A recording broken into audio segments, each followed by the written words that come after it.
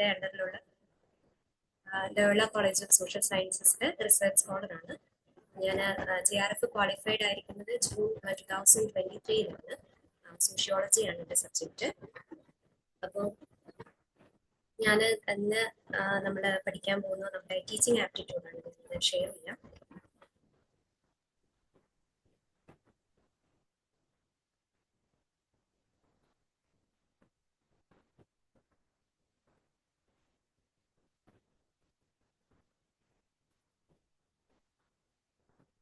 Visible ആണോ?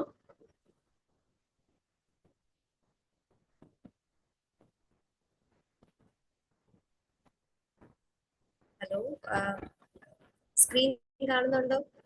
Slides കാണാവോ?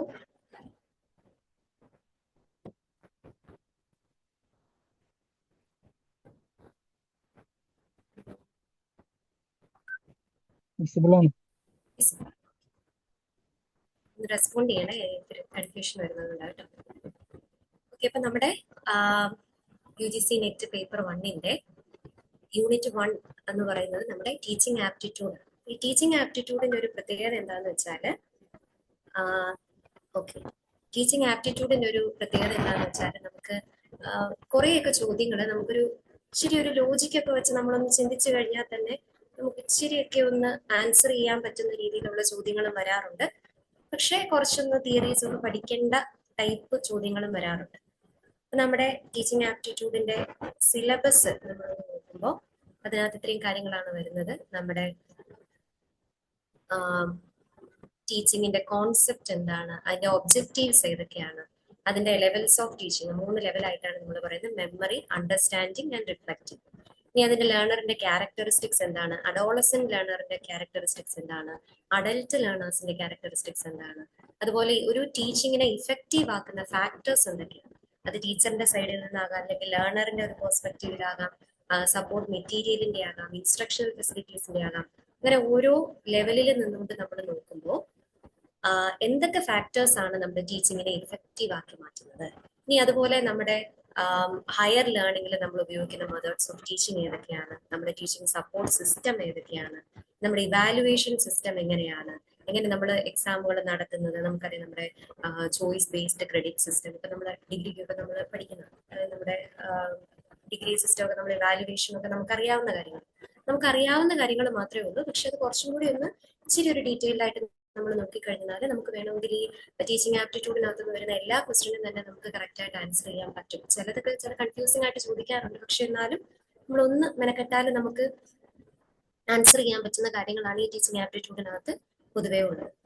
നമ്മൾ start ചെയ്യുമ്പോൾ ഫസ്റ്റ് നമുക്കൊന്ന് മനസ്സിലാകാൻ വേണ്ടിയിട്ട് ഒരു 1-2 PYQs പ്രീവിയസ് ഇയർ ക്വസ്റ്റ്യൻസ് കൊടുത്തിട്ടുണ്ട്.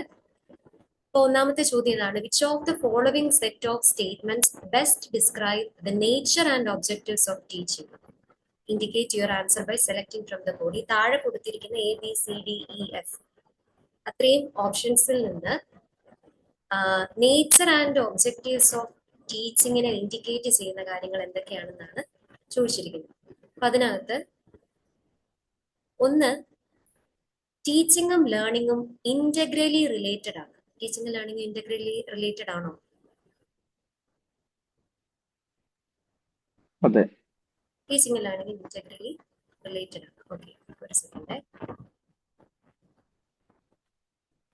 There is no difference between teaching and training. ടീച്ചിങ്ങും ട്രെയിനിങ്ങും തമ്മിൽ ഡിഫറൻസ് ഒന്നും ഇല്ലേ? ടീച്ചിങ്ങും ട്രെയിനിങ്ങും ഒന്നാണോ?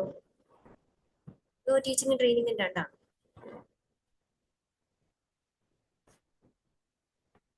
ട്രെയിനിങ് എന്ന് നമ്മൾ പറയുമ്പോൾ സാധാരണഗതിയിൽ നമ്മൾ എന്തെങ്കിലും ഒരു സ്കില്ലിനെ ആയിരിക്കും നമ്മൾ ട്രെയിൻ ചെയ്യുക.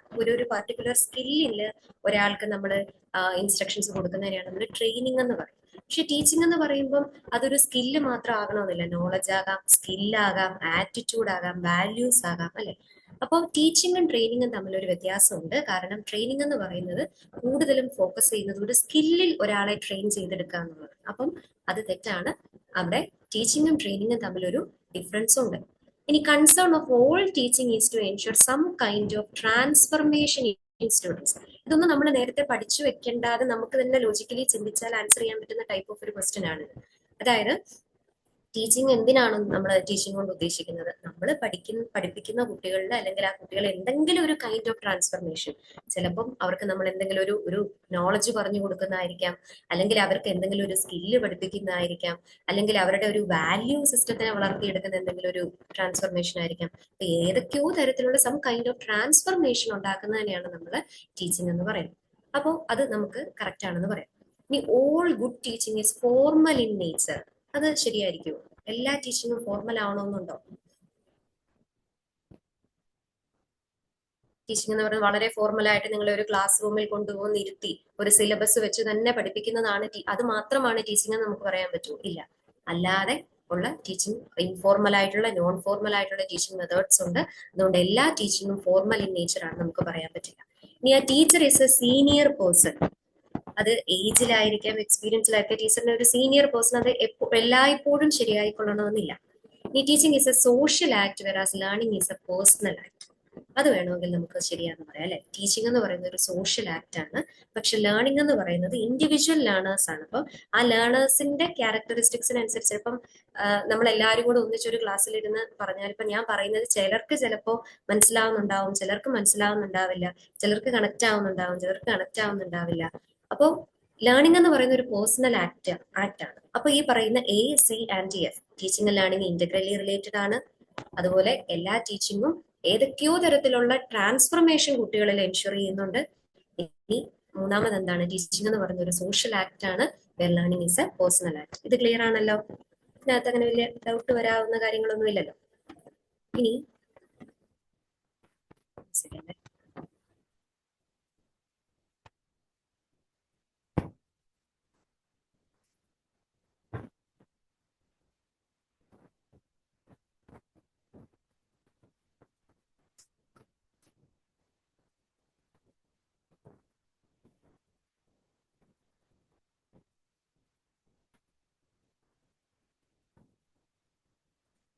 ഒരു സെക്കൻഡ് കേട്ടോ, എന്റെ സ്ക്രീൻ സ്റ്റക്കായി.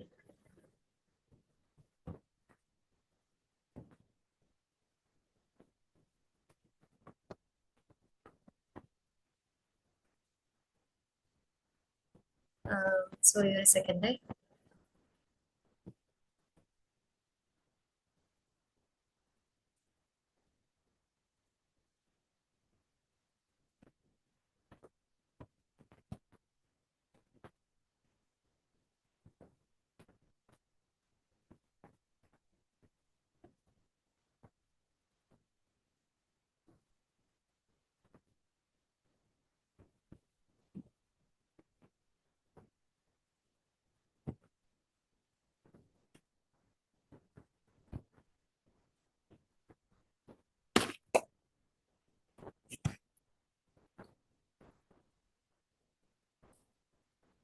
സോറി, ഒരു ടെക്നിക്കൽ ഇഷ്യൂ ആണേ, ഒന്ന് വെയിറ്റ് ചെയ്യണേ.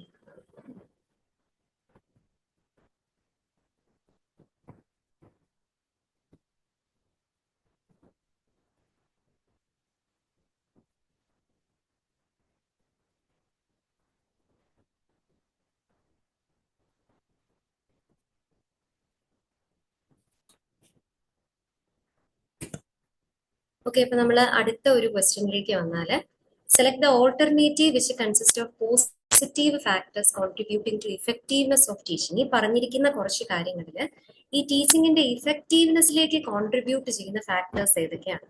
ഒന്ന്, teachers knowledge of the subject. ടീച്ചറിന്റെ സബ്ജക്റ്റിലുള്ള നോളജ് ടീച്ചിങ്ങിനെ ഇഫക്റ്റീവ് ആക്കാം അല്ലെ. ടീച്ചർക്ക് സബ്ജക്റ്റിൽ നോളജ് ഉണ്ടെങ്കിലാണല്ലോ ടീച്ചിങ് ഇഫക്റ്റീവ് ആയിട്ട് നടക്കുക. അപ്പൊ അത് നമുക്ക് പറയാം, അത് ശരിയാണ്. ഈ രണ്ട്, ടീച്ചർ സോഷ്യോ ഇക്കണോമിക് ബാക്ക്ഗ്രൗണ്ട്. ടീച്ചറിന്റെ സോഷ്യോ ഇക്കണോമിക് ബാക്ക്ഗ്രൗണ്ടും ടീച്ചിങ്ങിന്റെ ഇഫക്റ്റീവ്നെസ്സും തമ്മിൽ എന്തെങ്കിലും ബന്ധമുണ്ടോ? ആണോ? ഇല്ല. ഇല്ല അല്ലെ, കാണത്തില്ല. എന്തുകൊണ്ടാ കാണത്തില്ലാത്ത? ടീച്ചറിന്റെ socio economic background, one second, വീണ്ടും ഇത് കട്ടായി പോകും.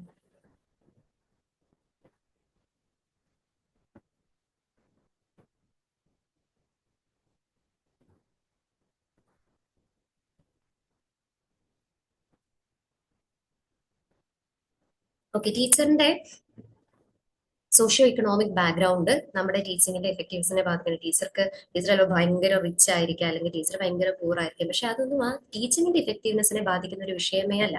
ഇനി 3, communication skill of the teacher. ടീച്ചറിന്റെ കമ്മ്യൂണിക്കേഷൻ സ്കിൽ എന്ന് പറയുന്നത് ടീച്ചിങ്ങിനെ എഫക്റ്റീവ് ആക്കുന്നതിൽ വലിയൊരു പ്രധാനപ്പെട്ട പങ്കാണ്. കാരണം ടീച്ചർ ഒന്ന് കുട്ടികളോട് പറയുമ്പോൾ ആ ടീച്ചർ പറയുന്ന കാര്യം കുട്ടികൾക്ക് മനസ്സിലാകണം. അത് കമ്മ്യൂണിക്കേഷൻ വളരെ ഇമ്പോർട്ടന്റ് ആണ്. അപ്പൊ അത് നമുക്ക് വേണമെങ്കിൽ എടുക്കാം. ഈ teachers ability to please the students. കുട്ടികളെ സന്തോഷിപ്പിക്കുക അല്ലെങ്കിൽ കുട്ടികളെ പ്ലീസ് ചെയ്യുക എന്ന് പറയുന്ന ടീച്ചറിന്റെ എബിലിറ്റിയും അത് ടീച്ചറിന്റെ ഇഫക്റ്റീവ്നെസ്, ടീച്ചിങ്ങിന്റെ ഇഫക്റ്റീവ്നെസ് തമ്മിൽ വലിയ ബന്ധം ഉണ്ടാവണമെന്നില്ല. ചിലപ്പോൾ ടീച്ചർക്ക് ഇപ്പൊ ചില ക്ലാസ്സുകളിലൊക്കെ കാണും പിള്ളേർക്ക് എല്ലാവർക്കും ഇഷ്ടമുള്ള ഒരു ടീച്ചർ. അത് ചിലപ്പോൾ ടീച്ചറിന്റെ പെരുമാറ്റം കൊണ്ടായിരിക്കും കുട്ടികൾക്ക് എല്ലാവർക്കും ഇഷ്ടം. പക്ഷെ എന്ന് വെച്ച് ടീച്ചർ പഠിപ്പിക്കുന്നത് ചിലപ്പോൾ ശരിയായിക്കൊള്ളണമെന്നില്ല, അല്ലെങ്കിൽ ടീച്ചറിന്റെ ആ ടീച്ചിങ് സ്കിൽസ് ചിലപ്പോൾ ടീച്ചറിന് ഉണ്ടാവണമെന്നില്ല അല്ലെ. അപ്പം teachers ability to please the students എന്ന് പറയുന്നത് it is not always connected with this effectiveness of teaching എന്ന് നമുക്ക് പറയാം. ഇനി teachers personal contact with students. നമുക്ക് ഇതിന്റെ ഒരു പ്രശ്നം എന്നാന്ന് പറഞ്ഞാൽ മിക്ക ഓപ്ഷൻസും കാണുമ്പോൾ നമുക്ക് ഇതെല്ലാം ശരിയാണല്ലോ എന്ന് നമുക്ക് തോന്നും. പക്ഷെ എല്ലാ ഉത്തരങ്ങളും എല്ലാ ഓപ്ഷൻസും നമ്മൾ നോക്കുമ്പോൾ കാണണമെന്നില്ല. അതിനകത്ത് മോസ്റ്റ് അപ്രോപ്രിയേറ്റ് ആയിട്ടുള്ള ഈ പറയുന്ന ടീച്ചറിന് നമുക്ക് തോന്നുന്ന ടീച്ചറിന്റെ സ്റ്റുഡൻസുമായിട്ടുള്ള പേഴ്സണൽ കോണ്ടാക്ട് എന്ന് പറയുമ്പോൾ ഒരു പേഴ്സണൽ കോണ്ടാക്ട് ഉണ്ടെങ്കിൽ അത് കുറച്ചും കൂടെ ടീച്ചിങ്ങിനെ ഇഫക്റ്റീവായിട്ട് ഇൻഫ്ലുവൻസ് ചെയ്തുകൂടെ എന്നൊക്കെ നമുക്ക് ചിന്തിക്കാം.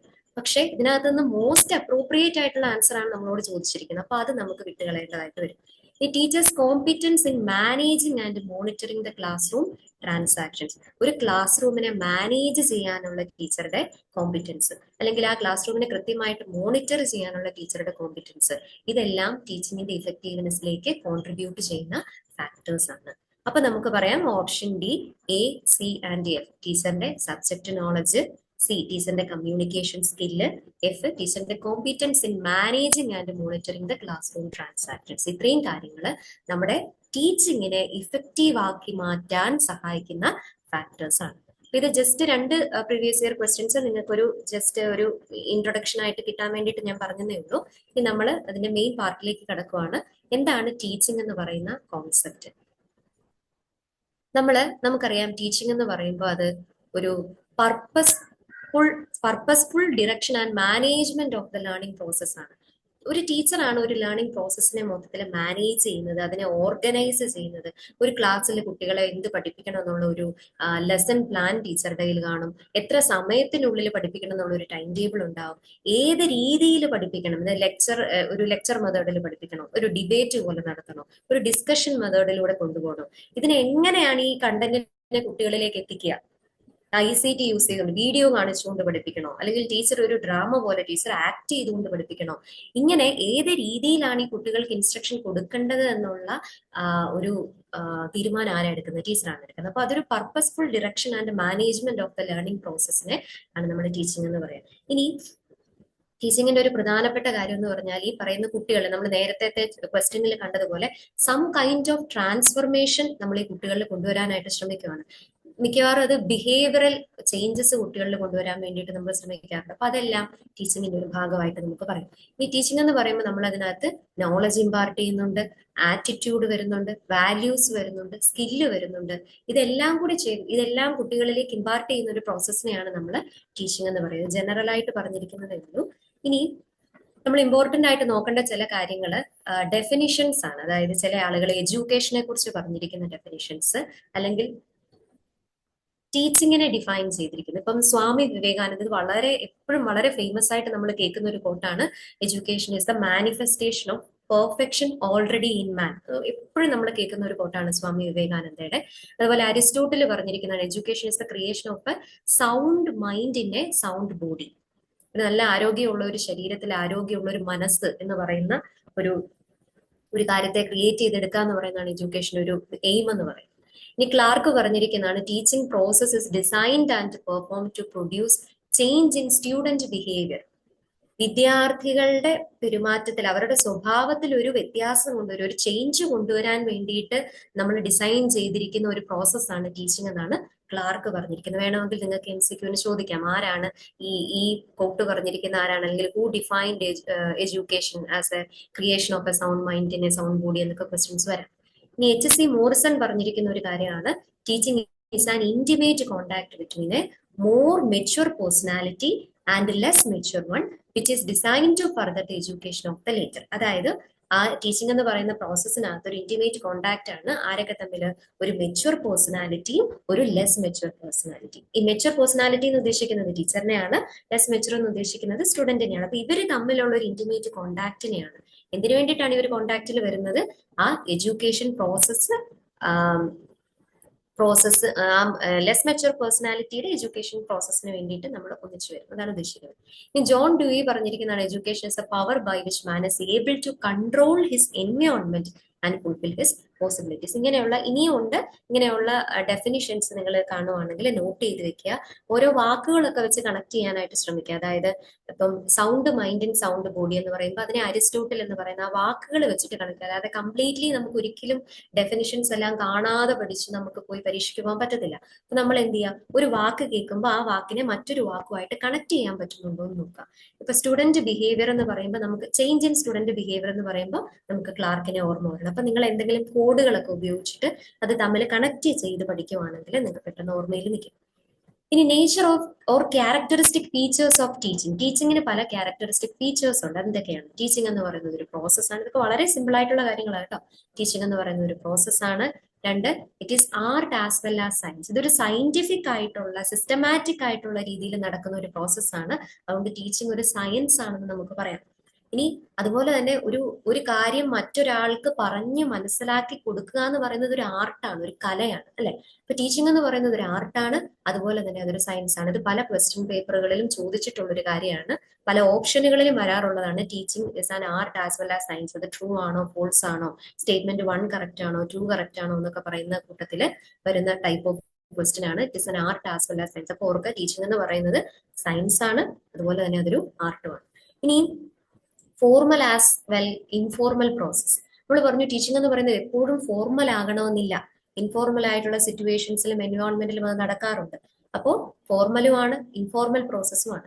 ഇനി ടീച്ചിങ് എന്ന് പറയുന്നത് ഒരു സോഷ്യൽ പ്രോസസ്സാണ്. നമുക്കറിയാം നമ്മുടെ കുട്ടികളുടെയൊക്കെ സോഷ്യലൈസേഷന്റെ ഒരു ഏജന്റ് ആണ്. നമ്മൾ സോഷ്യോളജി ഒക്കെ പഠിക്കുമ്പോൾ നമ്മൾ എപ്പോഴും പറയുന്ന ഒരു കാര്യമാണ്, സോഷ്യലൈസേഷന്റെ ഒരു ഏജന്റ് ആണ് ഈ സ്കൂള്, ടീച്ചേഴ്സ് എന്നൊക്കെ പറയാം.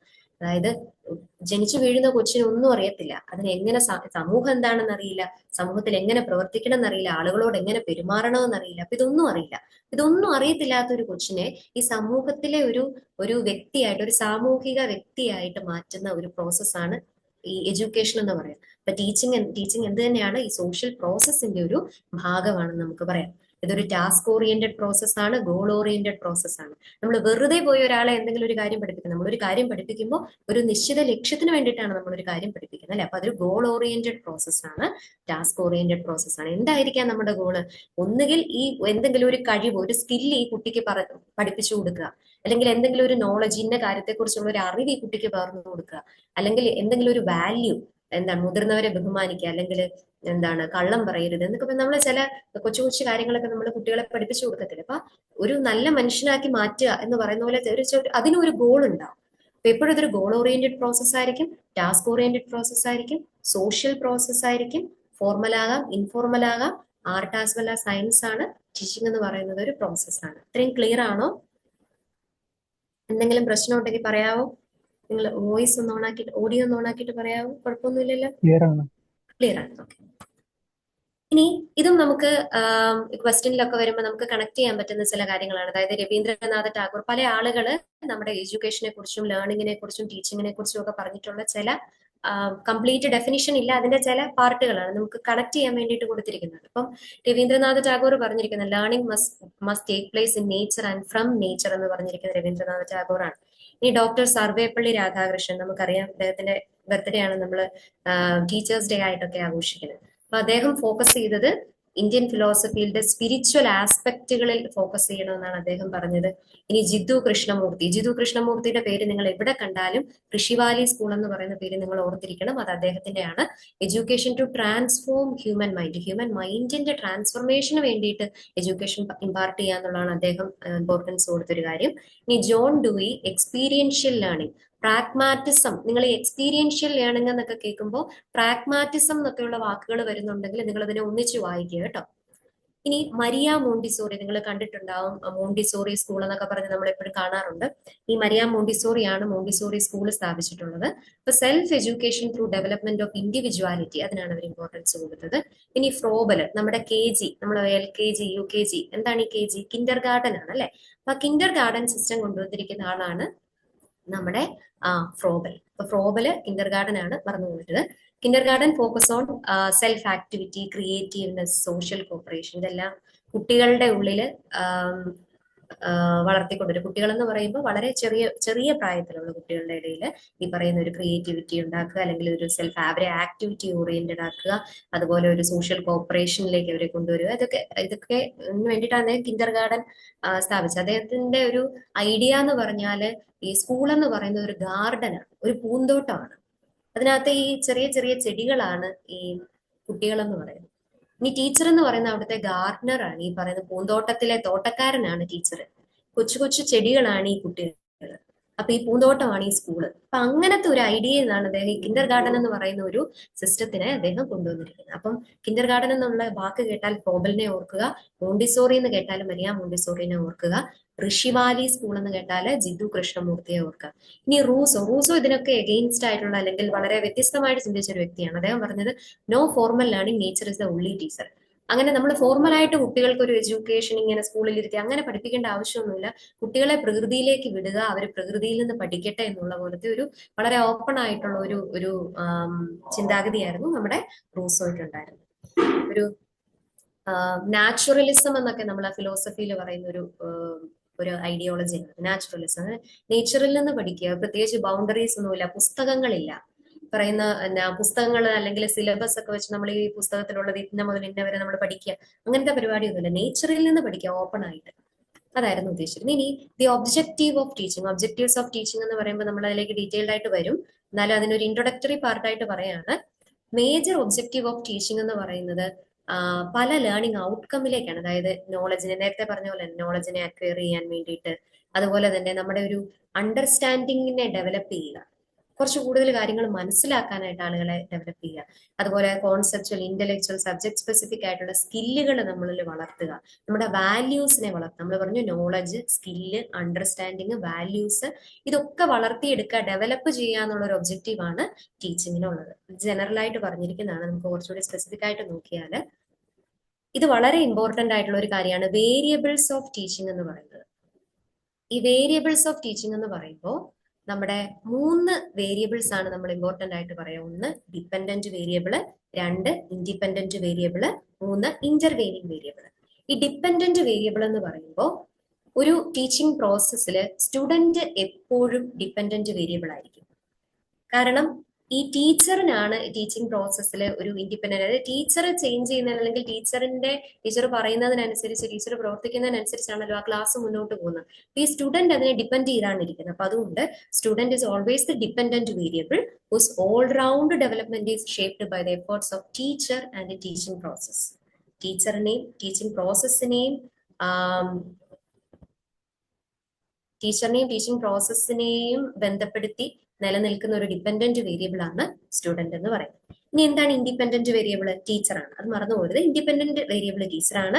കാരണം ടീച്ചറാണ് ഇതിനെ എല്ലാത്തിനെയും പ്ലാൻ ചെയ്യുന്നത്, എന്ത് പഠിപ്പിക്കണമെന്ന് പ്ലാൻ ചെയ്യുന്നത്, എങ്ങനെ പഠിപ്പിക്കണമെന്ന് പ്ലാൻ ചെയ്യുന്നത്, ഇതിനെ കൺട്രോൾ ചെയ്യുന്നത്, ലീഡ് ചെയ്യുന്നത് എല്ലാം ടീച്ചർ ആയതുകൊണ്ട് ടീച്ചറാണ് ഇവിടുത്തെ ഇൻഡിപെൻഡന്റ് വേരിയബിൾ. ഇനി ഇന്റർവീനിങ് വേരിയബിൾ എന്ന് പറഞ്ഞാൽ കരിക്കുലമാണ്. കരിക്കുലം എന്ന് പറഞ്ഞാൽ ഈ കരിക്കുലത്തിനനുസരിച്ചാണല്ലോ ടീച്ചർ കാര്യങ്ങൾ പ്ലാൻ ചെയ്യുന്നത്. അപ്പൊ കരിക്കുലം മാത്രമല്ല, curriculum, content, method of teaching, tactics and strategies, management, institutional setup, അങ്ങനെയുള്ള ബാക്കിയുള്ള എല്ലാ കാര്യങ്ങളും ഈ ടീച്ചിങ് പ്രോസസ്സിനെ ബാധിച്ചേക്കാവുന്ന, ടീച്ചറും സ്റ്റുഡന്റും അല്ലാതെ ബാക്കിയുള്ള എല്ലാ കാര്യങ്ങളെയും നമുക്ക് ഇന്റർവീനിങ് വേരിയബിൾ ആയിട്ട് നമുക്ക് പറയാം. ക്ലിയർ ആണല്ലോ? എന്തെങ്കിലും സംശയമുണ്ടോ?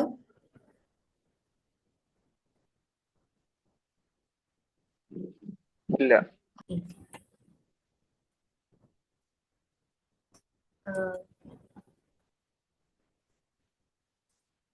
ഒരു സെക്കൻഡ്.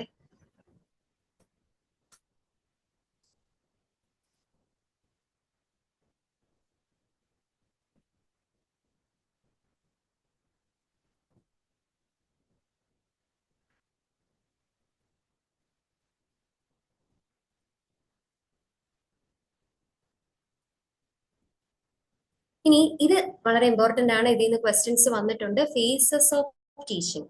നിങ്ങൾ ആദ്യം പഠിക്കേണ്ടത് ഫിലിപ്പ് W. ജാക്സൺ എന്ന് പറയുന്ന വ്യക്തിയാണ്. അദ്ദേഹമാണ് ടീച്ചിങ്ങിന്റെ പല ഫേസസിനെ ഐഡന്റിഫൈ ചെയ്തിട്ടുള്ളത്.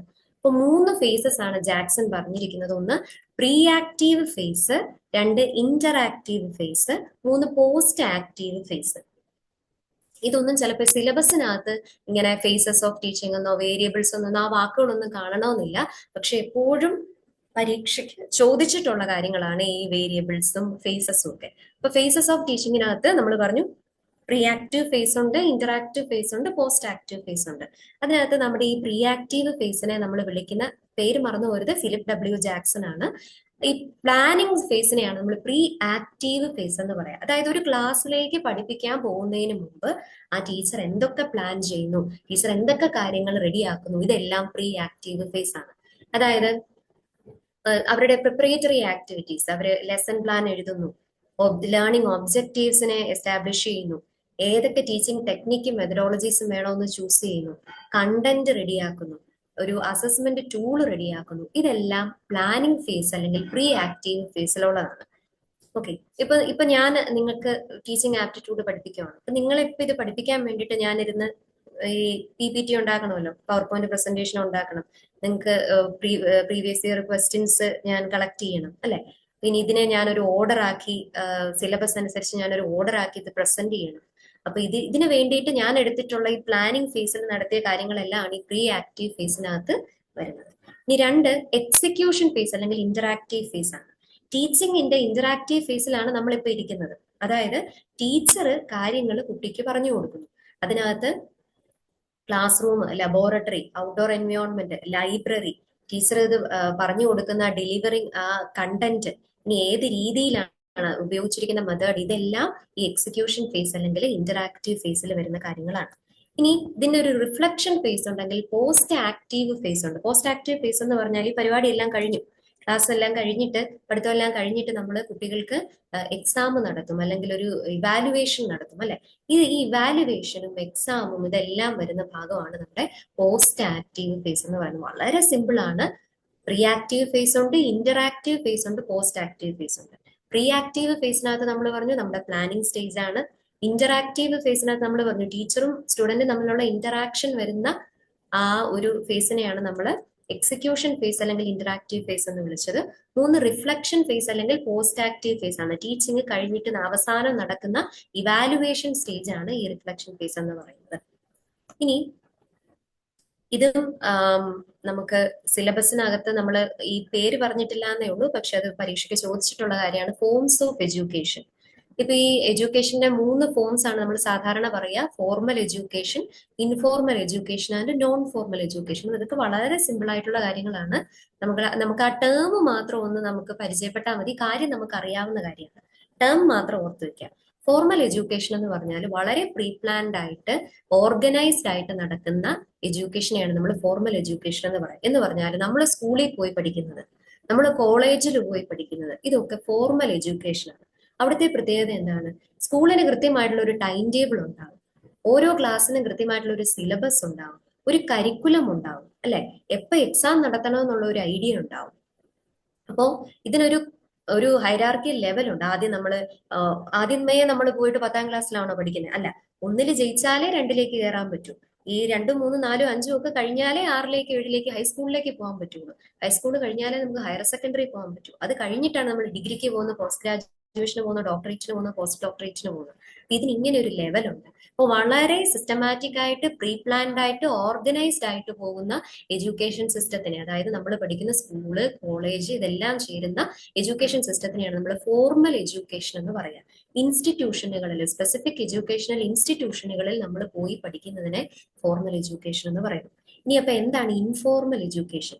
ഇൻഫോർമൽ എഡ്യൂക്കേഷൻ എന്ന് പറയുന്നത് ഒട്ടും പ്രീ പ്ലാൻഡ് അല്ലാതെ, ഡെലിബറേറ്റ് അല്ലാതെ, നമ്മുടെ വളരെ ഇൻഡയറക്റ്റ് ആയിട്ട് സ്പോണ്ടേനിയസ് ആയിട്ട് പഠിക്കുന്ന കാര്യങ്ങൾ എന്ന് പറഞ്ഞാൽ, ഇപ്പോ ഒരു ഫിഷർമാൻ കമ്മ്യൂണിറ്റിയിലുള്ള ഒരു കുട്ടി, ആ കുട്ടിക്ക് ചിലപ്പം നന്നായിട്ട് വല എറിഞ്ഞ് മീൻ പിടിക്കാൻ അറിയായിരിക്കും, നന്നായിട്ട് മീൻ പിടിക്കാൻ അറിയാം. എങ്ങനെയാണ് ഈ മീൻ പിടിക്കാൻ അവൻ പഠിച്ചത്? രാവിലെ മുതലേ അപ്പനോ അമ്മയോ അല്ലെങ്കിൽ കമ്മ്യൂണിറ്റി ലീഡേഴ്സ് ഒക്കെ അവനെ വിളിച്ചിരുത്തിട്ട് മോനെ നമ്മള് എന്നാ രാവിലെ 5 മുതൽ അല്ല രാവിലെ 9 മുതൽ 10 വരെ വല എറിയാൻ പഠിപ്പിക്കുന്നു, 10 മുതൽ 11 വരെ മീൻ പിടിക്കാൻ പഠിപ്പിക്കുന്നു, ഇങ്ങനെയാണോ പഠിപ്പിക്കുന്നത്? അല്ല. അവൻ ആ പ്രോസസ്സിന്റെ ഒരു ഭാഗമായതുകൊണ്ട് അവൻ ചിലപ്പോൾ അപ്പന്റെ അമ്മയുടെ ഒക്കെ കൂടെ മീൻ പിടിക്കാൻ പോയിട്ടുണ്ടാവും. അപ്പൊ അവര് ചെയ്യുന്നത് കണ്ട് അവര് പറഞ്ഞു കൊടുക്കുന്ന ടിപ്സ് എടുത്ത് അവൻ പഠിക്കുന്നു. അതൊരു ടൈപ്പ് ഓഫ് ഇൻഫോർമൽ എഡ്യൂക്കേഷൻ ആണ്. അവന്റെ ഫാമിലി എൻവിയോൺമെന്റിൽ നിന്ന് അവൻ പഠിച്ചെടുത്തിരിക്കുന്ന ഒരു കാര്യമാണ്. ഇൻഫോർമലി അവൻ പഠിച്ചൊരു കാര്യമാണ്. നമുക്ക് മുത്തശ്ശികൾ കുറെ മുത്തശ്ശിമാരല്ലെ മുത്തശ്ശന്മാര് നമുക്ക് കുറെ കഥകൾ പറഞ്ഞു തരും. അതിൽ നിന്ന് നമുക്ക് കുറെ വാല്യൂസ് പഠിപ്പിച്ചു തരും. ഇതൊക്കെ ഒരു എന്താണ് ഒരു ടൈം ടേബിൾ ഇല്ലാതെ പ്രീ പ്ലാൻഡ് അല്ലാതെ നമുക്ക് പറഞ്ഞു തന്നിരിക്കുന്ന കാര്യങ്ങൾ. അപ്പനും അമ്മയൊക്കെ നമുക്ക് കുറെ കാര്യങ്ങൾ പഠിപ്പിച്ചു തരും അല്ലെ. ഇതെല്ലാം ഇൻഫോർമൽ എഡ്യൂക്കേഷന്റെ ഭാഗമായിട്ട് വരുന്ന കാര്യങ്ങളാണ്. ക്ലിയർ ആണല്ലോ? ഇനി എനിക്ക് സ്ലൈഡ് ചേഞ്ച് ചെയ്യുന്നതിൽ സ്ലൈഡ് മാറ്റുന്നതിലൊരു പ്രശ്നം വരുന്നുണ്ട്. ചേഞ്ച് ചെയ്യാൻ പറ്റുന്നില്ല. ഒരു സെക്കൻഡ്. അതുകൊണ്ട് ഞാൻ ഇടയ്ക്കിടയ്ക്ക് സ്ക്രീൻ ഷെയറിംഗ് ഓഫ് ചെയ്യുന്നത് കൊണ്ടാണ് എനിക്ക് സ്ലൈഡ് ചേഞ്ച് ചെയ്യാൻ പറ്റുന്നില്ല.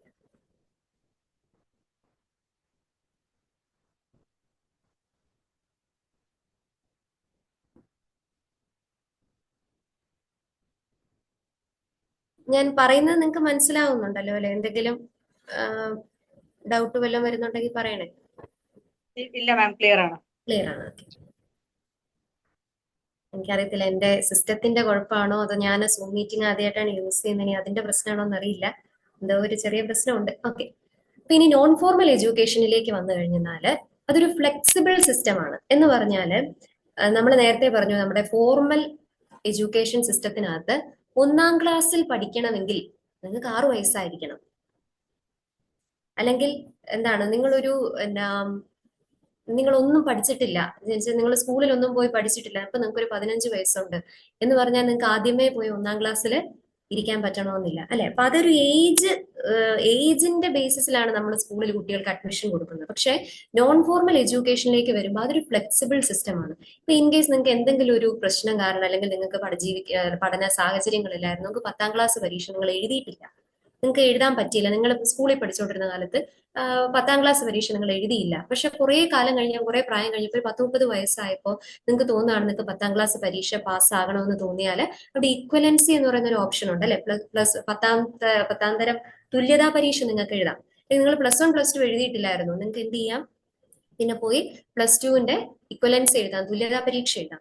അപ്പൊ അങ്ങനെയുള്ള ഒരു ഫ്ലെക്സിബിൾ സിസ്റ്റം, നിങ്ങളുടെ ഏജ് അവിടെ ബാധിക്കുന്നില്ല. നിങ്ങൾ 30 വയസ്സായിട്ട് ഇപ്പോഴാണോ +2 എഴുതാൻ വരുന്നതെന്ന് ആരും ചോദിക്കത്തില്ല. കാരണം അതൊരു ഫ്ലെക്സിബിൾ ആയിട്ടുള്ള സിസ്റ്റമാണ്. അങ്ങനെ ഫ്ലെക്സിബിൾ ആയിട്ട് നമ്മൾ ഉണ്ടാക്കി വെച്ചിരിക്കുന്ന ഒരു സിസ്റ്റമാണ്. അന്ന് പാസ്സാകാൻ പറ്റാതെ പോയ ആളുകൾക്ക് ഇപ്പൊ പഠിക്കാനുള്ള അവസരമാണ്. അല്ലെങ്കിൽ നമ്മൾ അഡൽട്ട് എഡ്യൂക്കേഷൻ, പ്രായമായ ആളുകൾ മറ്റു പല കോഴ്സുകൾ പഠിക്കുന്നു, പല കാര്യങ്ങൾ പഠിക്കുന്നു. പ്രായമായ ആളുകൾ ഇപ്പോ 10-ഉം 60-ഉം 70-ഉം വയസ്സ് കഴിഞ്ഞ ആളുകള് അക്ഷരം മുതൽ പഠിക്കുന്നവരുണ്ട് അല്ലെ. അപ്പൊ അവർക്ക് വായിക്കാനും എഴുതാനും പഠിക്കണമെന്നുള്ള ഒരു ആഗ്രഹം കൊണ്ട് ഒരു ഒത്തിരി പ്രായം കഴിഞ്ഞെങ്കിലും അവർ വീണ്ടും പഠിക്കാൻ വരികയാണ്. അപ്പൊ അങ്ങനെയുള്ള എഡ്യൂക്കേഷൻ ഒക്കെ ഒരു നോൺ ഫോർമൽ എഡ്യൂക്കേഷന്റെ ഇതിലാണ് വരിക. അതുപോലെ തന്നെ ഡിസ്റ്റന്റ് ആയിട്ട് നമ്മൾ പഠിക്കുന്ന ഡിസ്റ്റന്റ് എഡ്യൂക്കേഷൻ നമുക്കറിയാം, നമ്മൾ റെഗുലർ ആയിട്ട് ക്ലാസ്സിൽ പോയി ഒരു സമയം മുതൽ അടുത്ത സമയം വരെ പോയി ഇരുന്ന് അങ്ങനെയല്ല നമ്മൾ പഠിക്കുന്നത്. ഡിസ്റ്റന്റ് എഡ്യൂക്കേഷന് ഒരു ഫ്ലെക്സിബിൾ ആയിട്ടുള്ള സിസ്റ്റമാണ്. അപ്പൊ അങ്ങനെ ഫ്ലെക്സിബിൾ ആയിട്ടുള്ള എല്ലാ സിസ്റ്റത്തിനെയും നമ്മൾ നോൺ ഫോർമൽ എഡ്യൂക്കേഷനകത്താണ് വരുന്നത്. അവിടെ വേണമെങ്കിൽ ഒരു കരിക്കുലം ഒക്കെ ഉണ്ടാകാം. എന്താണ് ഇപ്പൊ ഡിസ്റ്റന്റ് എഡ്യൂക്കേഷൻ ആണെങ്കിലും അഡൽട്ട് എഡ്യൂക്കേഷൻ ആണെങ്കിലും കൃത്യമായിട്ട് പ്ലാൻഡ് ആയിട്ട് ഓർഗനൈസ്ഡ് ആയിട്ട് തന്നെയാണ് അതിനെ ഇംപ്ലിമെന്റ് ചെയ്യുന്നത്. അതായത് എന്തൊക്കെ കാര്യങ്ങൾ നിങ്ങൾ പഠിക്കണം. ഇപ്പൊ നിങ്ങൾ ഒരു +2 തുല്യതാ പരീക്ഷ എഴുതാൻ പോയി അല്ലെങ്കിൽ 10-ാം തരം തുല്യതാ പരീക്ഷ എഴുതാൻ പോയി കഴിഞ്ഞാൽ അവിടെ അവര് കൃത്യമായിട്ടുള്ള സിലബസ് ഉണ്ട്, കൃത്യമായിട്ടുള്ള ഓർഗനൈസ്ഡ് ആയിട്ട് സിസ്റ്റമാറ്റിക്കലി പറഞ്ഞു വെച്ചിരിക്കുന്ന കാര്യങ്ങളുണ്ട്. നിങ്ങൾ അതിനെയാണ് ഫോളോ ചെയ്യുന്നത്. അപ്പൊ അത് ഫ്ലെക്സിബിൾ ആണെങ്കിൽ തന്നെയും അതിനകത്ത് ഡെലിബറേറ്റ്ലി പ്ലാൻഡ് ആയിട്ടുള്ള കാര്യങ്ങളാണ്. അപ്പോൾ നമ്മൾ പറഞ്ഞു ഫോർമൽ ആയിട്ടുള്ള എഡ്യൂക്കേഷൻ ഉണ്ട്, ഇൻഫോർമൽ ആയിട്ടുള്ള എഡ്യൂക്കേഷൻ ഉണ്ട്, അതുപോലെ തന്നെ നോൺ ഫോർമൽ ആയിട്ടുള്ള എഡ്യൂക്കേഷൻ ഉണ്ട്. ഇത് തമ്മിൽ മാറിപ്പോരുത്. ഇനി വളരെ ഇമ്പോർട്ടന്റ് ആയിട്ടുള്ള അടുത്ത കാര്യമാണ് ലെവൽസ് ഓഫ് ടീച്ചിങ് എന്ന് പറയാം. അപ്പൊ ടീച്ചിങ്ങിനെ നമ്മൾ 3 ലെവലുകളായിട്ട് പറയുന്നുണ്ട്. ഇതൊക്കെ വളരെ സിമ്പിൾ ആണ് കേട്ടോ. ഈ ടേംസ് മാത്രം ഒന്ന് മനസ്സിലാക്കി വെച്ചിരുന്നാൽ മതി. അതായത് മെമ്മറി ലെവലുണ്ട്, അണ്ടർസ്റ്റാൻഡിങ് ലെവലുണ്ട്, റിഫ്ലക്റ്റീവ് ലെവലുണ്ട്. ഇതിനകത്ത് ഏറ്റവും ബേസിക് ആയിട്ടുള്ള ലെവലാണ് മെമ്മറി ലെവൽ എന്ന് പറയുന്നത്. ഏറ്റവും ആദ്യം അതിനെ ലീസ്റ്റ് തോട്ട്ഫുൾ എന്ന് പറയുന്നത്. നിങ്ങൾ ഈ ടേമുകൾ ഞാൻ പല കളറിൽ കൊടുത്തിരിക്കുന്നത് അതുകൊണ്ടാണ്. ആ ടേമുകൾ ഓർത്ത് വെക്കണം. മെമ്മറി ലെവൽ ഓഫ് ടീച്ചിങ് എന്ന് പറഞ്ഞാൽ ലീസ്റ്റ് തോട്ട്ഫുൾ ആണ്, അത് ഹണ്ട് ആണ് അത് കൊണ്ടുവന്നിരിക്കുന്നത്. അണ്ടർസ്റ്റാൻഡിംഗ് ലെവൽ ഓഫ് ടീച്ചിങ് എന്ന് പറഞ്ഞാൽ അത് കുറച്ചുകൂടി തോട്ട്ഫുൾ ആയിട്ടുള്ളതാണ്, മോറിസൺ ആണ് അതിന്റെ പ്രൊപ്പണന്റ് എന്ന് പറയുന്നത്. ഈ റിഫ്ലക്റ്റീവ് ലെവൽ ഓഫ് ടീച്ചിങ് എന്ന് പറഞ്ഞാൽ മോസ്റ്റ് തോട്ട്ഫുൾ ആയിട്ടുള്ളതാണ്, ഹെർബർട്ട് ആണ് അതിന്റെ പ്രൊപ്പണന്റ് എന്ന് പറയുന്നത്. അപ്പൊ ഇത് നിങ്ങൾ ഓർത്ത് വെച്ചേക്കുക. ഇതിനകത്ത് memory level of teaching, memory level of teaching എന്ന് പറഞ്ഞാൽ നമ്മൾ കുഞ്ഞു ക്ലാസ്സുകളിൽ നമ്മൾ എങ്ങനെയാണ് കുട്ടികളെ കാര്യങ്ങൾ പഠിപ്പിക്കുന്നത്, ABCD നമ്മൾ എങ്ങനെയാണ് പഠിപ്പിക്കുന്നത്, ഇതിന്റെ എല്ലാ ഉപയോഗവും കാര്യങ്ങളും എല്ലാം പറഞ്ഞു കൊടുത്തിട്ടാണോ പഠിക്കുന്നത്? അല്ല, നമ്മൾ ഇത് കാണാതെ പഠിക്കുകയാണ്, മെമ്മറൈസ് ചെയ്യാണ്. അല്ലെ? നമ്മൾ ക്ലാസ്സിൽ ചെന്നിരുന്ന് കഴിഞ്ഞാൽ നമ്മൾ ആദ്യം എഴുതാൻ പഠിക്കുന്നതിന് മുമ്പ് തന്നെ ചിലപ്പോൾ നമ്മൾ A to Z നമ്മൾ പാട്ടുപാടി പഠിച്ചിട്ടുണ്ടാവും. അല്ലെങ്കിൽ ഇപ്പോഴും എന്താണ് നമ്മൾ കുഞ്ഞു ക്ലാസ്സിൽ പഠിച്ച പല കാര്യങ്ങളും നമുക്ക് ഓർമ്മയുണ്ടായി. എന്താണ് പിന്നെ പട്ടികയൊക്കെ നമുക്ക് ഓർമ്മയുണ്ടാവും, അല്ലെങ്കിൽ എന്താണ് അക്ഷരമാല നമുക്ക് ഓർമ്മയുണ്ടാവും, പണ്ട് പഠിച്ച ഹിന്ദി പാട്ടുകൾ നമുക്ക് ഓർമ്മയുണ്ടാവും. അപ്പൊ ഇങ്ങനെ ഒരു മെമ്മറി ലെവലിൽ നമ്മുടെ ഓർമ്മയിൽ നിലനിൽക്കുന്ന തരത്തിൽ, അതാണ് ടീച്ചിങ്ങിന്റെ ഏറ്റവും ബേസിക് ആയിട്ടുള്ള ഏറ്റവും അടിസ്ഥാനപരമായിട്ടുള്ള ലെവൽ എന്ന് പറയുന്നത്. Presentation of fact and information and it's all about cramming. ഇതെല്ലാം നമ്മൾ ഓർത്ത് വെച്ചിരിക്കുക എന്നുള്ളതാണ് നമ്മുടെ ഒന്നാമത്തെ ലെവൽ എന്ന് പറയുന്നത്. ഇനി ലേണർ ഇതിനെ മെമ്മറൈസ് ചെയ്യാണ്. It is rote learning of fact. ഇത് എന്താണെന്ന് മനസ്സിലാക്കിയിട്ടായിരിക്കില്ല കുട്ടി ഇത് പഠിക്കുന്നത്, നമ്മൾ കാണാപ്പാഠം പഠിക്കുകയാണ്, മനപ്പാഠം പഠിക്കുകയാണ്. ഇനി ഇതിന്റെ ഒരു ആവശ്യം എന്താണെന്ന് പറഞ്ഞാൽ, ഈ മനപ്പാഠം പഠിച്ചിരിക്കുന്ന കാര്യങ്ങൾ കുട്ടി ഈ വിഷയം കുറച്ചുകൂടെ കൂടുതലായിട്ട് പഠിക്കാൻ തുടങ്ങുമ്പോൾ അവൻ ഇതിനെ ഓർത്തെടുക്കാൻ പറ്റണം. It provides students with the ability to retain and reproduce the learned subject. പഠിച്ച കാര്യം അവന് ആവശ്യമുള്ള സമയത്ത് ഓർത്തെടുക്കാൻ പറ്റണം. ഇനി നോളജ് ബേസ്ഡ് ഒബ്ജക്റ്റീവ്സ്, അത് നിങ്ങൾ അടുത്തതിനകത്ത് പറയും. ഇനി ഈ teaching, memory level of teaching എന്ന് പറയുന്നത് SR കണ്ടീഷനിങ് തിയറിയുമായിട്ട് ബന്ധപ്പെട്ടതാണ്. അതായത് ഒരു സ്റ്റിമുലസ് കൊടുക്കുമ്പോൾ നമുക്കൊരു റെസ്പോൺസ് വരുന്നു. ഇപ്പൊ നമ്മള് എന്താണ് മെമ്മറി ലെവലിനകത്ത് നമ്മളിപ്പം A4 എന്ന് ചോദിച്ചാൽ കുട്ടികൾ ആപ്പിൾ എന്ന് പറയും. A വെച്ചിട്ട് അവക്കാഡോ ഉണ്ടല്ലോ, എന്തുകൊണ്ട് കുട്ടികൾ അവക്കാഡോ പറയുന്നില്ല? കാരണം നമ്മൾ പഠിപ്പിച്ചത് A4 ആപ്പിൾ എന്നാണ്. നമ്മൾ എന്ത് പഠിപ്പിച്ചോ അതാണ് കുട്ടി പറയുന്നത്. ഓക്കെ. ഇനി B4 ബോൾ എന്നുണ്ട്. B4 വെച്ചിട്ട് നമുക്ക് ബൊഗൈൻവില്ല ഉണ്ടല്ലോ, അല്ലെങ്കിൽ നമുക്ക് B വെച്ചിട്ട് മറ്റു പല വാക്കുകളും ഉണ്ടല്ലോ, ബൊക്കെ ഉണ്ടല്ലോ. ഇതൊന്നും പിള്ളേര് പറയത്തില്ല. അതെന്തുകൊണ്ടാണ്? B4 ബോൾ എന്നാണ്, അല്ലെങ്കിൽ B4 ബാറ്റ് എന്നാണ് നമ്മൾ കുട്ടിയെ പഠിപ്പിച്ചിരിക്കുന്നത്. അപ്പൊ നമ്മൾ എന്ത് സ്റ്റിമുലസ് കൊടുക്കുന്നു അതിനനുസരിച്ചുള്ള റെസ്പോൺസ് നമുക്ക് കിട്ടുന്നു. അപ്പൊ അങ്ങനെ ഒരു സ്റ്റിമുലസ് റെസ്പോൺസ് കണ്ടീഷനിങ് തിയറിയുമായിട്ട് ബന്ധപ്പെട്ടാണ് അത് മുന്നോട്ട് പോകുന്നത്. ഈ ടീച്ചർ ഇവിടെ വളരെ ഡോമിനേറ്റിംഗ് ആയിട്ടുള്ള, അല്ലെങ്കിൽ ഒരു അതോറിറ്റേറിയൻ റോളിലാണ് ടീച്ചർ പഠിപ്പിക്കുന്നത്. കാരണം ടീച്ചറാണ് ക്ലാസ്സിലെ എല്ലാം. ഒരു കുഞ്ഞു ക്ലാസ്സിൽ നമ്മൾ ചെന്നാല് ടീച്ചറാണ് അതിലെ അവിടുത്തെ അതോറിറ്റി, ടീച്ചറാണ് അവിടുത്തെ ഡോമിനന്റ് റോള്. ടീച്ചർ എന്ത് പറയുന്നോ കുട്ടി അത് ചെയ്യണം. അങ്ങനെയാണ്. അപ്പോൾ അത് വളരെ ബേസിക് ആയിട്ടുള്ള മെമ്മറി ലെവൽ ഓഫ് ടീച്ചിങ് സ്കൂളിലൊക്കെ നമ്മൾ പഠിച്ചത് വെച്ചിട്ട് ഓർത്ത് വെച്ചാൽ മതി. ഈ മെമ്മറിയിലേക്ക് വരുമ്പോൾ ഇത് സാധാരണ പരീക്ഷയ്ക്ക് ഇടയ്ക്ക് ചോദിക്കാറുള്ളതുകൊണ്ട് ഞാൻ ആഡ് ചെയ്തതാണ്. ഇമ്മീഡിയറ്റ് മെമ്മറി എന്ന് പറഞ്ഞാൽ നമുക്ക് പെട്ടെന്ന് ഓർത്തെടുക്കാൻ പറ്റുന്ന അങ്ങനെയുള്ള കാര്യങ്ങൾ നമ്മൾ ഇമ്മീഡിയറ്റ് മെമ്മറി എന്ന് പറയും. ഇനി പെർമനന്റ് മെമ്മറി എന്ന് പറഞ്ഞാൽ, റീകോൾ എന്ന് പറയുന്നത് ഇമ്മീഡിയറ്റ് ആയിരിക്കും.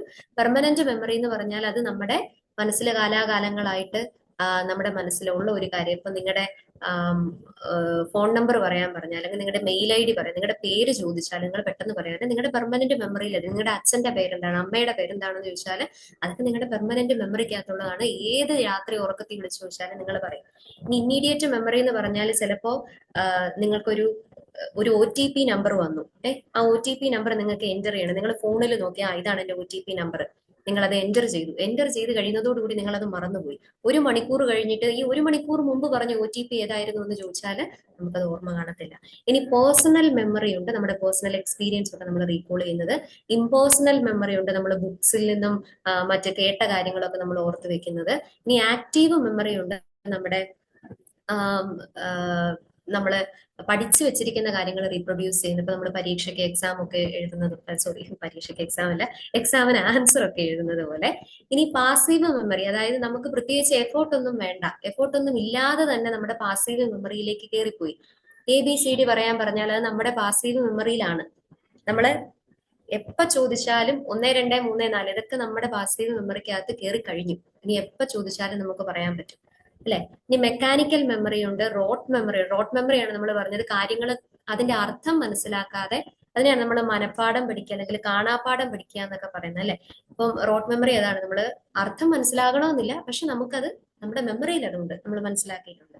ഇനി അല്ലാതെ നമ്മൾ കാര്യങ്ങൾ കൃത്യമായിട്ട് മനസ്സിലാക്കി അതിന്റെ അർത്ഥം അറിഞ്ഞ് നമ്മൾ ഓർത്തിരിക്കുന്ന ചില ലോജിക്കൽ മെമ്മറി കാര്യങ്ങളും ഉണ്ട്. ഇനി അണ്ടർസ്റ്റാൻഡിങ് ലെവൽ ഓഫ് ടീച്ചിങ്ങിലേക്ക് വരുമ്പോൾ അതിന്റെ മെയിൻ പ്രൊപ്പണന്റ് എന്ന് പറയുന്നത് HSC മോറിസൺ ആണ്. അത് കുറച്ചും കൂടി കാര്യങ്ങളെ മനസ്സിലാക്കാൻ തുടങ്ങുന്നു. ആദ്യം നമ്മൾ പറഞ്ഞു ABCD ഒക്കെ പിള്ളേര് കാണാപ്പാടം പഠിക്കുന്ന പോലെ നമ്മൾ കാണാതെ പഠിച്ചു വെച്ചിരിക്കുകയാണ്.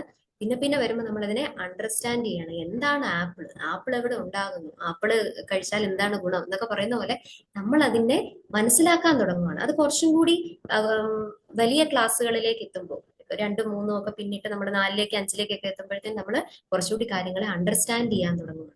അപ്പൊ നമ്മുടെ കാര്യങ്ങൾ തമ്മിലുള്ള ഫാക്റ്റുകൾ തമ്മിലുള്ള റിലേഷൻഷിപ്പുകൾ നമ്മൾ പഠിക്കും. എങ്ങനെയാണ് ഈ പ്രിൻസിപ്പിൾസ് അപ്ലൈ ചെയ്യാൻ പറ്റുന്നത്. ഇപ്പൊ നമ്മൾ 1, 2, 3, 4 എല്ലാം നമ്മൾ പഠിച്ചു. ഇത് എന്തിനാണ് പഠിച്ചത് നമുക്കറിയത്തില്ല.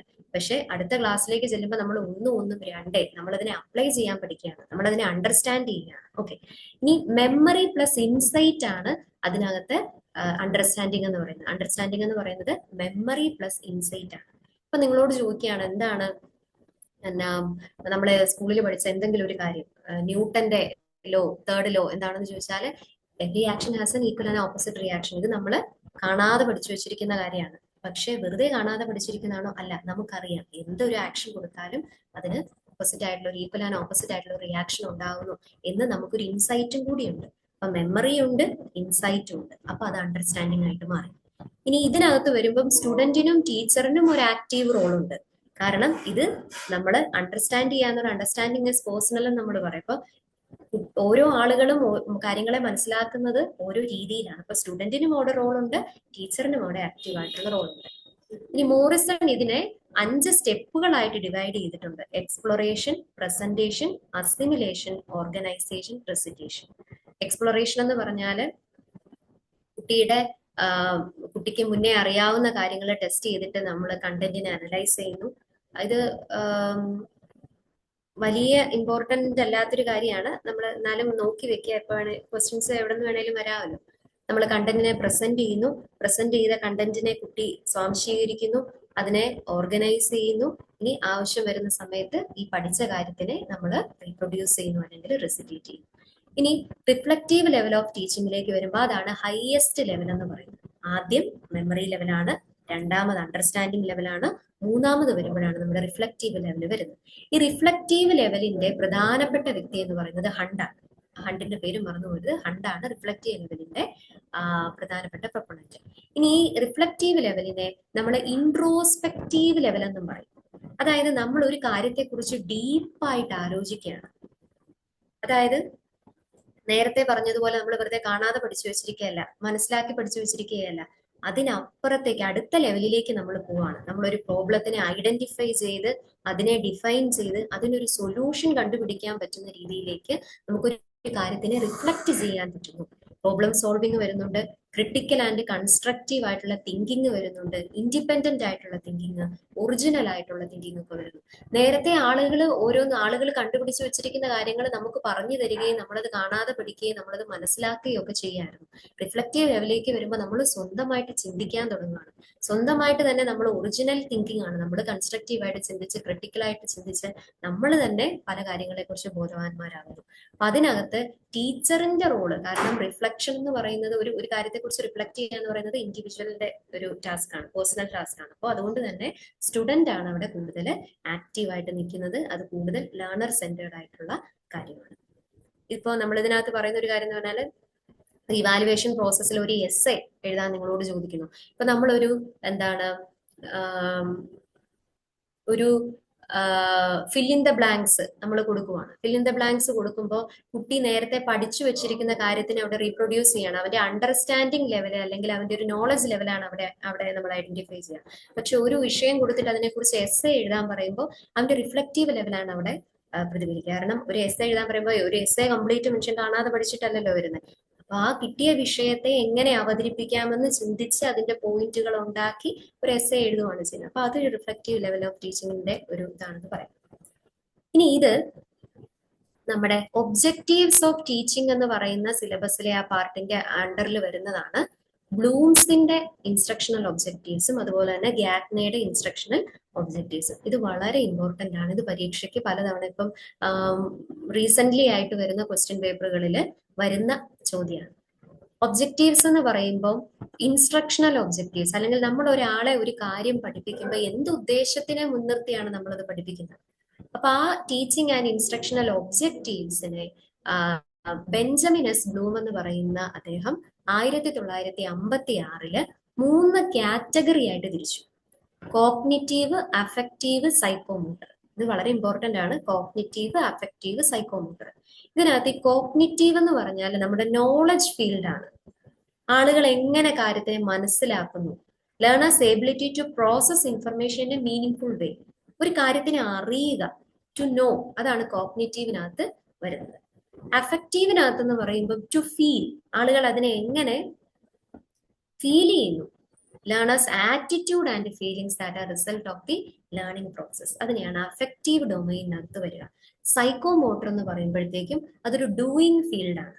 ആളുകൾ അതിനെ പ്രാക്ടിക്കലി നമ്മളൊരു സ്കില്ല് പഠിക്കുകയാണ്, ഒരു മോട്ടോർ സ്കില്ലിലേക്ക് വരികയാണ്. ഇപ്പൊ കോഗ്നിറ്റീവ് എന്ന് പറഞ്ഞാൽ നോളജ് ആണ്, അഫക്റ്റീവ് എന്ന് പറഞ്ഞാൽ നമ്മുടെ ഫീലിംഗ് ആണ്, നമ്മുടെ ആറ്റിറ്റ്യൂഡാണ്, സൈക്കോമോട്ടർ എന്ന് പറഞ്ഞാൽ നമ്മൾ ചെയ്യുന്ന പ്രവൃത്തിയാണ്, നമ്മുടെ മോട്ടോർ സ്കില്ലാണ്. അപ്പൊ ഈ കോഗ്നിറ്റീവിനെ ഇത് നിങ്ങൾക്ക് സാധിക്കുമെങ്കിൽ നിങ്ങൾ ഇത് ഓരോ വാക്കുകളും കൃത്യമായിട്ട് പഠിക്കുക, കാരണം ഇങ്ങനെ ക്വസ്റ്റ്യൻസ് വന്നിട്ടുണ്ട്. കാറ്റഗറിക്കകത്ത് കോഗ്നിറ്റീവിനകത്ത് knowledge, comprehension, application, analysis, synthesis, evaluation. അഫക്റ്റീവിനകത്ത് receiving, responding, valuing, organising, characterising. സൈക്കോമോട്ടറിനകത്ത് perception, set, guided response, mechanism, complex overt response, adaptation, origination. ഇതിന്റെ ലോവസ്റ്റ് ലെവൽ മുതൽ ഹയസ്റ്റ് ലെവൽ വരെയാണ് ഇതിനെ നമ്മൾ കാറ്റഗറൈസ് ചെയ്തിരിക്കുന്നത്. ഇത് പരീക്ഷയ്ക്ക് സാധാരണ ചോദിക്കുന്ന ഒരു ചോദ്യമാണ്. സോറി, എന്റെ സ്ക്രീൻ ഷെയർ വീണ്ടും നിന്നുപോയി.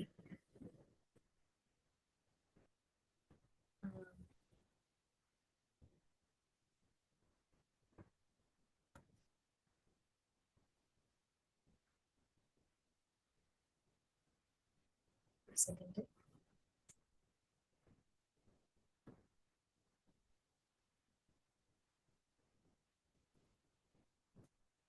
ഓക്കെ, ഇപ്പൊ നമ്മൾ കുറച്ചും കൂടി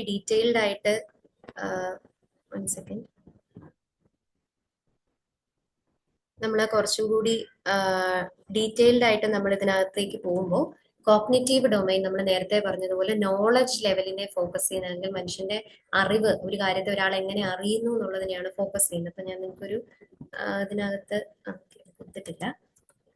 അപ്പോ ഇതിന്റെ ഒരു ഹയരാർക്കി നമ്മൾ നോക്കിയാൽ നേരത്തെ പറഞ്ഞതുപോലെ നോളജ് ആണ് അതിന്റെ ഏറ്റവും താഴെ വരിക. ലോവസ്റ്റ് ലെവലാണ് നോളജ്. ഒരു കാര്യത്തെ അറിയുക എന്ന് പറയുന്നത് അതിന്റെ കോഗ്നിറ്റീവ് ലെവലിന്റെ. കോഗ്നിറ്റീവ് എന്ന് പറഞ്ഞാൽ നമ്മുടെ ബൗദ്ധികമായിട്ടുള്ള, വൈജ്ഞാനികമായിട്ടുള്ള കാര്യങ്ങൾ. നമ്മൾ ഒരു കാര്യത്തിനെ മനസ്സിലാക്കുന്നു, എങ്ങനെ അറിയുന്നു, നമുക്ക് കിട്ടുന്ന വിവരത്തെ നമ്മൾ എങ്ങനെ പ്രോസസ് ചെയ്തു, നമ്മൾ നമ്മുടെ മനസ്സിൽ, നമ്മുടെ ഉള്ളിലാക്കുന്നു എന്നുള്ളതാണ്. അപ്പോ അതിന്റെ ഏറ്റവും ലീസ്റ്റ് ആയിട്ടുള്ള, അതിന്റെ ഏറ്റവും ലോവസ്റ്റ് ആയിട്ടുള്ള ലെവലാണ് നോളജ് എന്ന് പറയുന്നത്. അതിന്റെ ഏറ്റവും ഹയസ്റ്റ് ആയിട്ടുള്ള ലെവല് ഇവാലുവേഷൻ ആണ്. അപ്പോൾ ഇതിനെ പിന്നീട് മറ്റാളുകൾ വന്നിട്ട് ഈ ഇൻസ്ട്രക്ഷണൽ ഒബ്ജക്റ്റീവ്സിനെ റിവൈസ് ചെയ്യുന്നുണ്ട്. ഇപ്പൊ നമ്മൾ ഉപയോഗിക്കുന്നത്, സ്കൂളുകളിൽ നമ്മൾ ഉപയോഗിക്കുന്നത് റിവൈസ്ഡ് ബ്ലൂംസ് ടാക്സോണമിയാണ്. ഇതിനെ നമ്മൾ ബ്ലൂംസ് ടാക്സോണമി എന്നാണ് പറയുന്നത്. ഈ ബ്ലൂംസ് ടാക്സോണമിക്കകത്ത് റിവൈസ്ഡ് ബ്ലൂംസ് ടാക്സോണമിയാണ് നിലവിൽ നമ്മൾ ഉപയോഗിക്കുന്നത്. ഇത് തുടക്കത്തിൽ 1956 അദ്ദേഹം പറഞ്ഞു വെച്ച കാര്യമാണ്. ഇതിനകത്ത് നോളജ് എന്ന് പറഞ്ഞാൽ എന്താണ്? നമ്മൾ ഈ ക്ലാസ്സിൽ പിള്ളേര് പഠിക്കുന്ന കാര്യം ഓർത്താൽ മതി. അതായത് 1947 അല്ലെങ്കിൽ ഓഗസ്റ്റ് 15 ഇന്ത്യക്ക് സ്വാതന്ത്ര്യം കിട്ടി. അത് നോളജാണ്. കുട്ടി അതിനെ റിമെമ്പർ ചെയ്യുന്നു, കുട്ടി അതിനെ മനസ്സിൽ വെക്കുന്നു. ഇനി കുറച്ചുകൂടി കഴിയുമ്പോൾ അതിന്റെ ഒരു കോംപ്രിഹെൻഷൻ, അതിനെ എന്താണ് ഈ സ്വാതന്ത്ര്യം, അല്ലെങ്കിൽ എങ്ങനെയാണ് നമുക്ക് സ്വാതന്ത്ര്യം കിട്ടിയത് എന്ന് കുട്ടി അതിനെ ആഴത്തിൽ മനസ്സിലാക്കുന്നു, കോംപ്രിഹെൻഡ് ചെയ്യുന്നു. ഇനി ആപ്ലിക്കേഷൻ ലെവലിലേക്ക് വരുമ്പോൾ കുട്ടി പഠിച്ച കാര്യത്തിനെ അപ്ലൈ ചെയ്യുന്നു. ഇനി അനാലിസിസിലേക്ക് വരുമ്പോൾ അവന് കിട്ടുന്ന വിവരങ്ങളെ അവന് അനലൈസ് ചെയ്യാനായിട്ട് പറ്റുന്നു. സിന്തസിസിലേക്ക് വരുമ്പോൾ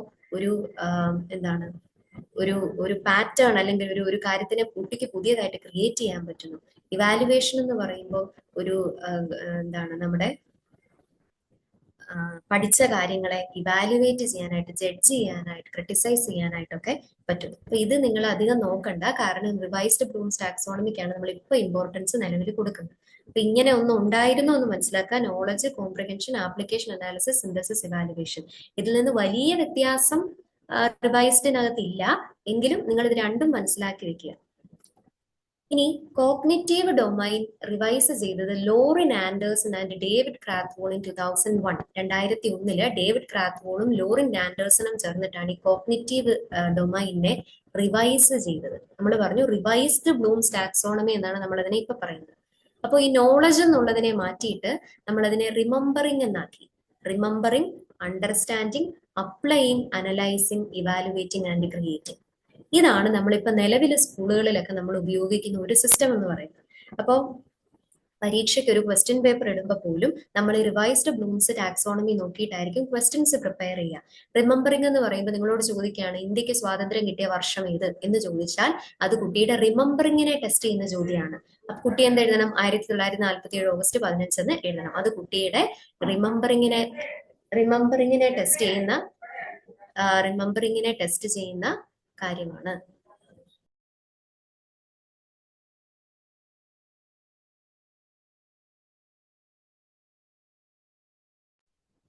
റിമെമ്പറിങ്ങിനെ ടെസ്റ്റ് ചെയ്യുന്ന കാര്യമാണ്. ഇനി അണ്ടർസ്റ്റാൻഡിങ് എന്ന് പറയുമ്പോഴത്തേക്കും ഈ കുട്ടിക്ക് ഈ പറഞ്ഞ കാര്യം മനസ്സിലായിട്ടുണ്ടോ? ഇപ്പൊ അണ്ടർസ്റ്റാൻഡിങ്ങിനകത്ത് എന്താണ്, ഇപ്പോ നമ്മളൊരു മാച്ച് ദ ഫോളോയിങ് കൊടുക്കുന്നു, എന്നിട്ട് ഒന്നിനെ മറ്റൊന്നുമായിട്ട് ഇപ്പൊ ഏതെങ്കിലും കോൺസെപ്റ്റുകളെ തമ്മിൽ കണക്ട് ചെയ്യാൻ ചോദിക്കുന്നു. അത് കുട്ടിക്ക് ഇന്ന കോൺസെപ്റ്റ് ഇന്നതുമായിട്ട് ബന്ധപ്പെട്ടതാണെന്ന് മനസ്സിലാക്കിയാൽ, അണ്ടർസ്റ്റാൻഡിങ് ഉണ്ടെങ്കിൽ അവനത് കണക്ട് ചെയ്യാൻ പറ്റുള്ളൂ. അപ്പൊ അണ്ടർസ്റ്റാൻഡിങ് എന്ന് പറയുന്ന ഒരു ലെവൽ അവിടെ വരുന്നു.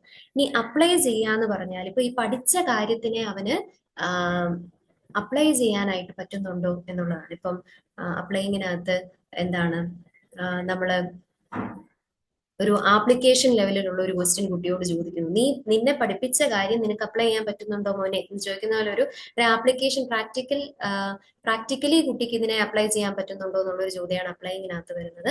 അനലൈസിങ്ങിനകത്ത് നിങ്ങൾ നമ്മുടെ ക്വസ്റ്റ്യൻ പേപ്പറുകളൊക്കെ എടുത്ത് നോക്കിക്കഴിഞ്ഞാൽ അനലൈസ് എന്ന സാധനം അല്ലെങ്കിൽ evaluate, analyse the features of, അല്ലെങ്കിൽ അനലൈസ് ദ ക്യാരക്ടറിസ്റ്റിക്സ് ഓഫ് എന്നൊക്കെ പറഞ്ഞ് ചോദിക്കാറില്ലേ. അപ്പൊ അവന് കിട്ടിയ വിവരത്തിനെ എല്ലാത്തിനെയും കൂടെ ഒന്നിച്ചു ചേർത്ത് അല്ലെങ്കിൽ എല്ലാത്തിനെയും ഡിഫറെന്റ് ആയിട്ട് അവൻ അനലൈസ് ചെയ്ത് മനസ്സിലാക്കാൻ പറ്റുന്നുണ്ടോ എന്നുള്ളതാണ്. ഇനി ഇവാലുവേറ്റിംഗിലേക്ക് വരുമ്പോൾ ഒരു കാര്യത്തിനെ കൃത്യമായിട്ട് വിലയിരുത്താൻ കുട്ടിക്ക് പറ്റുന്നുണ്ടോ, അതിനെ ജഡ്ജ് ചെയ്യാൻ, അതിനെ ക്രിട്ടിസൈസ് ചെയ്യാനുള്ള ഒരു കഴിവ് വരുന്നുണ്ടോ എന്നുള്ളതാണ് കോഗ്നിറ്റീവ് ഡൊമൈനകത്ത് വരുന്നത്. ക്രിയേറ്റിംഗ് എന്ന് പറയുന്നത് ഈ കോഗ്നിറ്റീവ് ഡൊമൈൻ്റെ ഏറ്റവും ഹയസ്റ്റ് ലെവലാണ്. എന്ന് പറഞ്ഞാൽ അവിടെ ചെല്ലുമ്പോൾ കുട്ടി നോളജിനെ സ്വന്തമായിട്ട് കൺസ്ട്രക്ട് ചെയ്യുകയാണ്. മറ്റാരോ പറഞ്ഞ കാര്യങ്ങളൊക്കെ പഠിച്ച് മനസ്സിലാക്കി അപ്ലൈ ചെയ്ത് അനലൈസ് ചെയ്ത് ഇവാലുവേറ്റ് ചെയ്ത് വന്ന കുട്ടി സ്വന്തമായിട്ട് ഇനി നോളജിനെ ക്രിയേറ്റ് ചെയ്യാനായിട്ട് തുടങ്ങും, സ്വന്തമായിട്ട് ഓരോ പാറ്റേൺ ഉണ്ടാക്കാൻ തുടങ്ങും, സ്വന്തമായിട്ട് ഓരോ കാര്യങ്ങളെ കണ്ടെത്താൻ തുടങ്ങും. അതിനെയാണ് നമ്മൾ ക്രിയേറ്റിംഗ് എന്ന് പറയുന്ന ഒരു ലെവലിലേക്ക് കൊണ്ടുവന്ന് എത്തിക്കുന്നത്. അപ്പോൾ നമ്മൾ പറഞ്ഞു 3 ഡൊമൈൻസ് ആയിട്ടാണ് നമ്മൾ പറഞ്ഞത്. 3 ഡൊമൈനിനകത്ത് നമ്മുടെ കോഗ്നിറ്റീവ് ഡൊമൈൻ ആണ് നമ്മൾ പറഞ്ഞുകൊണ്ടിരുന്നത്. ഇനി ഇത് അവർ തമ്മിൽ നമ്മൾ കമ്പയർ ചെയ്തിരിക്കുന്നതാണ്. അതായത് നോളജിന് പകരം റിമെമ്പറിങ് വന്നു, കോംപ്രിഹെൻഷന് പകരം അണ്ടർസ്റ്റാൻഡിങ് വന്നു, ആപ്ലിക്കേഷനെ നമ്മൾ അപ്ലൈയിങ് എന്ന് വിളിക്കുന്നു, അനാലിസിസിനെ നമ്മൾ അനലൈസിങ് എന്ന് വിളിക്കുന്നു, സിന്തസിസിനെ സിന്തസൈസിങ് എന്ന് പറയുന്നു, ഇവാലുവേഷനെ ക്രിയേറ്റിംഗ് എന്ന് പറയുന്നു. അപ്പോൾ ആ ഇവാലുവേഷന് പകരമാണ് ഇവിടെ നമ്മുടെ ക്രിയേറ്റിംഗ് വന്നിരിക്കുന്നത്. ഇപ്പൊ ഈ original Bloom's taxonomy, revised Bloom's taxonomy, ഇതിൽ കൂടുതൽ ഇമ്പോർട്ടൻസ് കൊടുത്ത് നോക്കേണ്ടത് റിവൈസ്ഡ് ബ്ലൂംസ് ടാക്സോണമിയാണ്. ഇനി ഇത് തന്നെ നേരത്തെ പറഞ്ഞ കാര്യം തന്നെയാണ്. റിമെമ്പർ എന്ന് പറയുമ്പോൾ ഫാക്ട്സിനെ നമ്മൾ റീകോൾ ചെയ്യുന്നു, അണ്ടർസ്റ്റാൻഡ് എന്ന് പറയുമ്പോൾ നമ്മൾ ഐഡിയാസിനെ, കോൺസെപ്റ്റിനെ നമുക്ക് എക്സ്പ്ലെയിൻ ചെയ്യാൻ പറ്റുന്നു, അപ്ലൈ എന്ന് പറയുമ്പോൾ നമ്മൾ പഠിച്ച കാര്യത്തിനെ ഒരിടത്ത് നമുക്ക് അപ്ലൈ ചെയ്യാൻ പറ്റുന്നു, അനലൈസ് എന്ന് പറയുമ്പോൾ നമുക്ക് പല കാര്യങ്ങളെ തമ്മിൽ കമ്പയർ ചെയ്യാം. ഇപ്പം എന്താണ് ഏതെങ്കിലും ഇപ്പൊ ഈജിപ്ഷ്യൻ സിവിലൈസേഷനും അല്ലെങ്കിൽ ഇൻഡസ് വാലി സിവിലൈസേഷനും തമ്മിൽ നിങ്ങൾ കമ്പയർ ചെയ്യൂ എന്നൊക്കെ ചോദിച്ചാൽ അങ്ങനത്തെ കാര്യങ്ങളുണ്ട്, കമ്പയർ ചെയ്യാൻ പറ്റുന്നു. ഇവാലുവേറ്റ് എന്ന് പറയുമ്പോൾ നമുക്കതിനെ ജഡ്ജ് ചെയ്യാൻ പറ്റുന്നു അല്ലെങ്കിൽ ഡിഫെൻഡ് ചെയ്യാൻ പറ്റുന്നു. ക്രിയേറ്റ് എന്ന് പറയുമ്പോൾ നമുക്ക് പുതിയതായിട്ട് ഒന്നിനെ ഡെവലപ്പ് ചെയ്തെടുക്കാനായിട്ടൊക്കെ പറ്റുന്നു. ഒരുപാട് ഡീറ്റെയിൽഡ് ആയിട്ടുള്ള ഒരു കാര്യമാണ് ബ്ലൂംസ് ടാക്സോണമി. പക്ഷെ അത്ര ഡീറ്റെയിൽഡ് ആയിട്ട് നമ്മൾ ഒരു നെറ്റിന് ഒരുപാട് ഡെപ്തിലേക്കൊന്നും ചോദിക്കാൻ സാധ്യതയില്ല. ഇനി ഇത് ക്രാത്ത്വോൾ ആണ് ഈ അഫക്റ്റീവ് ഡൊമൈനെ പറ്റി പഠിച്ചിരിക്കുന്നയാള്. അദ്ദേഹം ഇത് ഇമോഷണൽ ബേസ്ഡ് ഡൊമൈൻ ആണ്. അല്ലെങ്കിൽ നമ്മുടെ ഒരു ഫീലിംഗ്, നമ്മൾ എങ്ങനെ ഒരു കാര്യത്തിനെ ഫീൽ ചെയ്യുന്നു, അല്ലെങ്കിൽ എങ്ങനെ ഒരു കാര്യത്തിനെ നമ്മൾ ഇമോഷണലി എങ്ങനെ അക്സെപ്റ്റ് ചെയ്യുന്നു എന്നുള്ളതാണ് ഈ എഫക്റ്റീവ് ഡൊമൈനിനകത്ത് വരുന്നത്. അപ്പൊ അതിനകത്ത് തന്നെ റിസീവിംഗ് ഉണ്ട്. റിസീവിംഗ് എന്ന് പറഞ്ഞാൽ receiver, responding, valuing, organising, characterizing. ഇത് എല്ലാം കൂടെ നമുക്ക് കൺഫ്യൂഷൻ ആയി പോകുന്നുള്ളതാണ് ഒന്നാമത്തെ കാര്യം. പ്രത്യേകിച്ച് നിങ്ങൾ ഇത് ആദ്യമായിട്ട് പഠിക്കുന്ന ഒരാളാണെങ്കിൽ ഇതെല്ലാം കൂടെ കാണുമ്പോൾ നമുക്കൊരു അവിയല് വരുവാകും. അപ്പൊ നിങ്ങൾക്ക് ചെയ്യാൻ പറ്റുന്ന ഒരു കാര്യം, നിങ്ങൾക്ക് ചില കോഡുകളൊക്കെ ഉണ്ടാക്കുക. ഇപ്പൊ ഈ remember, understand, apply, analyse, evaluate, create. അപ്പൊ അതിന്റെ ആദ്യത്തെ അക്ഷരങ്ങൾ എടുത്തിട്ട് RUAAEC, ആദ്യത്തെ അക്ഷരങ്ങൾ മാത്രം എടുത്തിട്ട് നിങ്ങൾക്ക് ഒരു കോഡ് ഉണ്ടാക്കാൻ പറ്റുമെങ്കിൽ അങ്ങനെ കോഡുകൾ ഉണ്ടാക്കി പഠിക്കാം. ഞാൻ അങ്ങനെയാണ് പഠിച്ചിരുന്നത്. ഇപ്പൊ ഈ receiving, responding, valuing, organising, characterizing, ഇപ്പൊ RRVOC, ആ RRVOCക്കകത്ത് ഓരോന്നിനും ഓരോ കോഡ് കൊടുത്ത് നിങ്ങൾക്ക് പഠിക്കാൻ പറ്റുമെങ്കിൽ, ഞാൻ പറഞ്ഞ എല്ലാവർക്കും ഇത് ഈ പരിപാടി ആപ്ലിക്കബിൾ ആണോന്നില്ല, പക്ഷെ എനിക്ക് ഇച്ചിരി ഓർമ്മക്കുറവുള്ള വ്യക്തിയാണ്. അപ്പൊ എനിക്ക് എന്തെങ്കിലും കോഡുകളും കൊനഷ്ടുകളൊക്കെ വെച്ചിട്ട് പഠിച്ചാലാണ് എന്റെ ഓർമ്മയിൽ നിൽക്കുക. അപ്പൊ അങ്ങനെ ഓർത്തിരിക്കാൻ ബുദ്ധിമുട്ടുള്ള ആളുകൾ എന്തെങ്കിലുമൊക്കെ കോഡുകളൊക്കെ വെച്ചിട്ട് പഠിക്കുകയാണെങ്കിൽ അത് ഇപ്പൊ ഫോർ എക്സാമ്പിൾ ഐഡിയലിസത്തിന്റെ ആള് പ്ലേറ്റോ ആണ്. ഐഡിയലിസത്തിന്റെ മെയിൻ പ്രൊപ്പണന്റ് എന്ന് പറയുന്നത് പ്ലേറ്റോ ആണ്. അപ്പൊ ഞാനത് എപ്പോഴും മറന്നു പോകും. എന്റെ ഈ അരിസ്റ്റോട്ടിലാണോ, സോക്രട്ടീസ് ആണോ, പ്ലേറ്റോ ആണോ, ഐഡിയലിസം ആരുടെയാണ് എന്ന് എനിക്ക് ഓർമ്മ കിട്ടാറില്ല. അപ്പൊ ഞാൻ അതിനെ ഓർത്തു വെച്ചിരുന്നത് ഇഡ്ഡലി കഴിക്കുന്നത് പ്ലേറ്റിലാണെന്ന്. പ്ലേറ്റോ, ഐഡിയലിസം, ഇഡ്ഡലി പ്ലേറ്റിൽ കഴിക്കുന്നു. അപ്പൊ അങ്ങനെ നമുക്ക് എന്താണ് ചില വാക്കുകൾ വെച്ചിട്ട് നമുക്കൊരു ഇപ്പൊ അരിസ്റ്റോട്ടിൽ അല്ലെങ്കിൽ റിയലിസം എന്ന് പറയുമ്പോൾ 6 മെയ്യും ഒക്കെ വെച്ചിട്ട് അരി മേടിക്കാൻ റേഷൻ കടയിൽ പോകണമെന്നാണ് ഞാൻ പഠിച്ചുകൊണ്ടിരുന്നത്. ഇപ്പൊ അരിസ്റ്റോട്ടിൽ എന്ന് പറയുന്നത് റിയലിസവുമായിട്ട് ബന്ധപ്പെട്ടയാളാണ്. പ്ലേറ്റോ എന്ന് പറയുന്നത് ഐഡിയലിസവുമായിട്ട് ബന്ധപ്പെട്ടയാണ്. അപ്പൊ അങ്ങനെ നമുക്ക് ഓർത്തു വെക്കാൻ പറ്റുന്ന ചില എന്തെങ്കിലുമൊക്കെ കോഡുകളൊക്കെ നിങ്ങൾ ഉപയോഗിച്ചാൽ ഇത് നിങ്ങളുടെ മനസ്സിൽ പെട്ടെന്ന് നിൽക്കും. ഇനി റിസീവിങ്ങിനകത്ത് സ്റ്റുഡന്റിന്റെ റിസീവിംഗ് എന്ന് പറയുന്നത് അതിന്റെ ലോവസ്റ്റ് ലെവലാണ്. ഇനി നമ്മൾ ഒരു കാര്യത്തിനെ റിസീവ് ചെയ്യുന്നു, നമ്മൾ പറയുന്ന കാര്യത്തിനെ നമ്മൾ റിസീവ് ചെയ്യുന്നു. ഇനി അതിനെ നമ്മൾ അതുമായിട്ട് ബന്ധപ്പെട്ട് നമ്മൾ അതിനോട് റെസ്പോണ്ട് ചെയ്യുന്നു. ഇനി ആ കിട്ടിയ നോളജിനെ നമ്മൾ വാല്യൂ ചെയ്യുന്നു, അതിനെ നമ്മൾ ഓർഗനൈസ് ചെയ്യുന്നു, നമ്മുടെ ഒരു ക്യാരക്ടറിന്റെ ഒരു ഭാഗമായിട്ട് നമ്മൾ മാറ്റുന്നു, ഒരു ക്യാരക്ടറൈസിങ്ങിന്റെ ഭാഗമായിട്ട് മാറ്റുന്നു. അപ്പൊ ഇത് receiving, responding, valuing, organising, characterizing നിങ്ങൾ ഒരുപാട് ഇൻഡെപ്ത് ആയിട്ട് നോക്കണ്ട. ആ ഒരു ലെവലെങ്കിലും, മിനിമം ആ ഒരു ബേസിക് ലെവലെങ്കിലും മനസ്സിലാക്കി വെച്ചാൽ അത് വളരെ ഹെൽപ്ഫുൾ ആയിരിക്കും. ഇനി സിംസൺ ആണ് സൈക്കോമോട്ടോർ ഡൊമൈനിനെ ക്ലാസിഫൈ ചെയ്തിരിക്കുന്നത്. സിംസന്റെ ക്ലാസിഫിക്കേഷനകത്ത് ഇതുപോലെ തന്നെ perception, set, guided response, mechanism, complex overt response, adaptation, organisation. ഇതാണ് അദ്ദേഹത്തിന്റെ ഒരു കാറ്റഗറൈസേഷൻ എന്ന് പറയുന്നത്. ഇതിനകത്ത് ഓരോ മോട്ടർ ആക്ടിവിറ്റി, പെർസെപ്ഷൻ എന്ന് പറയുമ്പോൾ സാർ 10 മണിയായില്ലേ? ഓർഗനൈസേഷൻ ആണോ അവസാനം, അല്ലെങ്കിൽ ഒറിജിനേഷൻ ആണോ? ഒറിജിനേഷൻ ആണ് കേട്ടോ. സൈക്കോമോട്ടർ ഡൊമൈൻ ഒറിജിനേഷൻ ആണേ. ഒറിജിനേഷൻ ചോദിച്ചപ്പോ എനിക്കൊരു കൺഫ്യൂഷൻ. ഒറിജിനേഷൻ ആണെന്നാണ് എന്റെ ഓർമ്മ. അഡാപ്റ്റേഷൻ, ഒറിജിനേഷൻ, അതെ ഒറിജിനേഷൻ ആണ്. 10 മണിക്ക് അടുത്ത ക്ലാസ് സ്റ്റാർട്ട് ചെയ്യോ? മാമിന് വൈൻഡപ്പ് ചെയ്യാനായിട്ടുണ്ടോ? ഒരു അടുത്ത ഫാക്കൽറ്റി ഓക്കെ ഞാൻ എന്നാ ക്ലാസ് എൻഡ് ചെയ്യട്ടെ സർ? ഓക്കെ വൈൻഡപ്പ് ചെയ്യണമെങ്കിൽ വൈൻഡപ്പ് ചെയ്തോളൂ. അതിനുശേഷം എന്തോ ഒരു 5 മിനിറ്റ്സ് ഒക്കെ വേണമെങ്കിൽ പോവാം. ഓക്കെ, 5 മിനിറ്റ്സ് കൂടി പറയാനുള്ളതേ ഉള്ളൂ. ഓക്കെ അങ്ങനെയാണെങ്കിൽ ഇതിനകത്ത് സൈക്കോമോട്ടർ ഡൊമൈൻ നമ്മുടെ സ്കില്ലിലേക്ക് നമ്മൾ വരുമ്പോ പെർസെപ്ഷൻ ഉണ്ട്. പെർസെപ്ഷൻ നമ്മൾ ഒരു കാര്യത്തിന് ഒരു മോട്ടോർ ആക്ടിവിറ്റിയെ നമ്മൾ കണ്ടു മനസ്സിലാക്കുന്നു. ഇനി അതിന്റെ ഒരു മെന്റൽ, ഫിസിക്കൽ, ഇമോഷണൽ ആസ്പെക്റ്റിനായിട്ട് നമ്മൾ റെഡിയാണ്. നമ്മൾ ഒരു കാര്യം ചെയ്യാനായിട്ട് നമ്മൾ റെഡി ആകുന്നു. ഗൈഡഡ് റെസ്പോൺസ് എന്ന് പറഞ്ഞാൽ ഒരു ഗൈഡൻസിൽ നമ്മൾ ആ കാര്യത്തിനെ നമ്മൾ പ്രാക്ടീസ് ചെയ്യുന്നു. മെക്കാനിസം എന്ന് പറയുമ്പോൾ നമ്മൾ നമ്മുടെ ചെറുതായിട്ട് ചെയ്ത് നമ്മൾ അതിന്റെ ഒരു എഫിഷ്യൻസിയിലേക്കും കോൺഫിഡൻസിലേക്കും നമ്മൾ എത്തുന്നു. കോംപ്ലക്സ് ഓവേർട്ട് റെസ്പോൺസ് എന്ന് പറയുമ്പോൾ നമ്മൾ ഒരു കോംപ്ലക്സ് ആയിട്ടുള്ള മോട്ടോർ മൂവ്മെന്റ്സിൽ നമ്മൾ ഒരു പ്രാക്ടിക്കൽ സ്കില്ല് നമ്മൾ പെർഫോം ചെയ്യുന്നു. അഡാപ്റ്റേഷൻ എന്ന് പറയുമ്പോൾ നമ്മൾ ഇത് പലതവണ ചെയ്ത് നമ്മുടെ ഒരു പല സിറ്റുവേഷനിൽ നമ്മൾ ഇതിനെ എങ്ങനെയാണ് പെർഫോം ചെയ്യേണ്ടതെന്ന് നമ്മൾ പഠിച്ചെടുക്കുന്നു. ഈ ഒറിജിനേഷൻ എന്ന് പറയുമ്പോൾ നമ്മൾ സ്വന്തമായിട്ട് തന്നെ പല രീതിയിൽ ഇപ്പൊ ഒരു കാര്യത്തെ നമ്മൾ പഠിച്ചു വന്നാലും പിന്നീട് വരുമ്പോഴത്തേക്ക് നമ്മൾ ഇപ്പൊ എന്താണ് ഒരാളെ നമ്മൾ എന്താണ് പടം വരയ്ക്കാൻ പഠിപ്പിക്കുകയാണെന്ന് വിചാരിക്കുക. പടം വരച്ച് ഒരു സമയം എത്തുമ്പോൾ അയാൾ സ്വന്തമായിട്ട് പല പുതിയ സ്റ്റൈലുകളൊക്കെ ക്രിയേറ്റ് ചെയ്തെന്ന് വരും. അതിനെയാണ് നമ്മൾ ഒറിജിനേഷൻ എന്ന് ഉദ്ദേശിച്ചത്. അതായത് പുതിയ മൂവ്മെന്റ് പാറ്റേൺസിനെ അയാൾ തന്നെ ക്രിയേറ്റ് ചെയ്യുന്നു. ഇപ്പൊ ഒരു സ്കില്ല് പഠിച്ച് വരുന്ന ഒരാൾ, ഇപ്പൊ നമ്മളൊരു കുക്കിംഗ് അറിയാവുന്ന ഒരു മനുഷ്യനോട് തന്നെ ചോദിച്ചാൽ നന്നായിട്ട് കുക്ക് ചെയ്യുന്ന ആൾക്കാർക്ക് അവര് തന്നെ കണ്ടുപിടിച്ച ചില പുതിയ ടിപ്സുകളൊക്കെ കാണും. ഒറിജിനൽ ഐഡിയാസ് അവരുടെ കയ്യിൽ കാണും. അവര് തന്നെ ക്രിയേറ്റ് ചെയ്ത പല കാര്യങ്ങൾ, അതിനെയാണ് ഒറിജിനേഷൻ എന്ന് പറയുന്നത്. അപ്പോൾ ഒരുപാട് ഡീറ്റെയിൽ ആയിട്ട് പോകണമെന്നില്ലെങ്കിലും ഈ കാറ്റഗറിയിൽ പറഞ്ഞിരിക്കുന്ന കാര്യങ്ങൾ ടേംസ് ഓർത്ത് വെക്കുക. അതുപോലെ അതിൽ ഏറ്റവും ലോവസ്റ്റ് ലെവൽ പെർസെപ്ഷൻ ആണ്, ഹയസ്റ്റ് ലെവൽ ഒറിജിനേഷൻ ആണ് എന്നുള്ള ആ ഒരു ഇതും കൂടി ഓർത്ത് വെക്കുക. ഈ ഗാഗ്നി ആൻഡ് ബ്രിക്സ് ക്ലാസിഫിക്കേഷൻ അടുത്ത ക്ലാസ്സിൽ ഞാൻ ഇത് പറഞ്ഞു തുടങ്ങാം. ഇപ്പം ഈ മാക്സിംസ് ഓഫ് ടീച്ചിങ്ങും കൂടി പറഞ്ഞിട്ട് നിർത്താമെന്നാണ് ഞാൻ വിചാരിക്കുന്നത്. ഈ മാക്സിംസ് എന്ന് പറഞ്ഞാൽ നമ്മുടെ ഒരു ഫണ്ടമെന്റൽ പ്രിൻസിപ്പിൾസ് ആണ്. അതിനകത്ത് നമ്മുടെ ടീച്ചിങ്ങിന് അതിൻ്റെതായിട്ടുള്ള ഒരു മാക്സിംസ് ഉണ്ട്. അതായത് നമ്മൾ എങ്ങനെയാണ് ഒരു കുട്ടിയെ ഒരു കാര്യം പഠിപ്പിക്കുക, ഒരാളെ ഒരു കാര്യം പഠിപ്പിക്കുമ്പോൾ എങ്ങനെ പഠിപ്പിക്കണം എന്നുള്ളതിന്റെ ഒരു ഗൈഡൻസിനാണ് നമ്മൾ ഈ മാക്സിംസ് ഓഫ് ടീച്ചിങ് എന്ന് പറയുക. ഇത് പരീക്ഷയ്ക്ക് ചോദിച്ചിട്ടുള്ളതാണ്. ഇത് നിങ്ങൾ കാണാതെ പഠിക്കേണ്ട ആവശ്യമൊന്നുമില്ല. ഇത് നിങ്ങൾ ജസ്റ്റ് ഒന്ന് വായിച്ചാൽ തന്നെ നിങ്ങൾക്ക് മനസ്സിലാവും. ആ ഒരു ലോജിക്ക് മനസ്സിലാക്കി വെച്ചാൽ മതി. Simple to complex. ഒരാളെ ഒരു കാര്യം പഠിപ്പിക്കുമ്പോൾ ആദ്യം സിമ്പിൾ ആയിട്ടുള്ള കാര്യം പഠിപ്പിക്കണം, എന്നിട്ട് വേണം കോംപ്ലക്സ് ആയിട്ട് പഠിപ്പിക്കാൻ. അതുകൊണ്ടാണ് നമ്മൾ A ഫോർ ആപ്പിൾ ആദ്യം പഠിപ്പിക്കുന്നത്, A ഫോർ അവക്കാഡോ പിന്നെ പഠിപ്പിക്കുന്നത്. ഓക്കെ, കാരണം കുട്ടിക്ക് സ്പെല് ചെയ്യാൻ പറ്റുന്ന സിമ്പിൾ ആയിട്ടുള്ള സാധനം ആപ്പിൾ ആയതുകൊണ്ടാണ്. ഇനി ഫ്രം നോൺ ടു അൺനോൺ, അല്ലെങ്കിൽ നമ്മൾ മലയാളം പഠിപ്പിക്കുമ്പോൾ നമ്മൾ കുട്ടിയെ ആദ്യം എഴുതാൻ പഠിപ്പിക്കുന്നത് അമ്മ എന്നല്ല, ആദ്യം നമ്മൾ കുട്ടിയെ എഴുതാൻ പഠിപ്പിക്കുന്നത് തറ എന്നാണ്. അതെന്തുകൊണ്ടാണ്? അത് ആ കുട്ടിയുടെ ആ പ്രായത്തിനനുസരിച്ച് അവന് എഴുതാൻ പറ്റുന്ന ഏറ്റവും പെട്ടെന്ന് എഴുതാൻ പറ്റുന്ന സാധനം തായാണ്. വാക്ക് അവന് ഏറ്റവും എളുപ്പത്തിൽ എഴുതി ഒപ്പിക്കാൻ പറ്റുന്ന വാക്ക് തറയായതുകൊണ്ടാണ് നമ്മൾ തറ ആദ്യം വാക്ക് നമ്മൾ തറ, പറ, പന എന്ന് പറഞ്ഞിട്ട് അവന് സ്പെല്ല് ചെയ്യാൻ പറ്റുന്ന, അവന് എഴുതാൻ പറ്റുന്ന ആദ്യത്തെ എളുപ്പമുള്ള വാക്കുകൾ അതായതുകൊണ്ടാണ് അവനെ ആദ്യം ആ വാക്കുകൾ പഠിപ്പിക്കുന്നത്. അപ്പൊ സിമ്പിൾ ടു കോംപ്ലക്സ് ആണ് പഠിപ്പിക്കുന്നത്. നോൺ ടു അൺനോൺ ആണ്. ഒരു 1ാം ക്ലാസ്സിൽ പഠിക്കുന്ന കൊച്ചിനോട് മോനെ ചന്ദ്രനിൽ അതുണ്ടെന്നല്ല നമ്മൾ പഠിപ്പിക്കുന്നത്. ആദ്യം നമ്മൾ ഭൂമിയെ കുറിച്ചാണ്, നമ്മുടെ മണ്ണിനെ കുറിച്ചാണ്, അവന് അറിയാവുന്ന കാര്യങ്ങളാണ് നമ്മൾ ആദ്യം പഠിപ്പിച്ചു കൊടുക്കുക.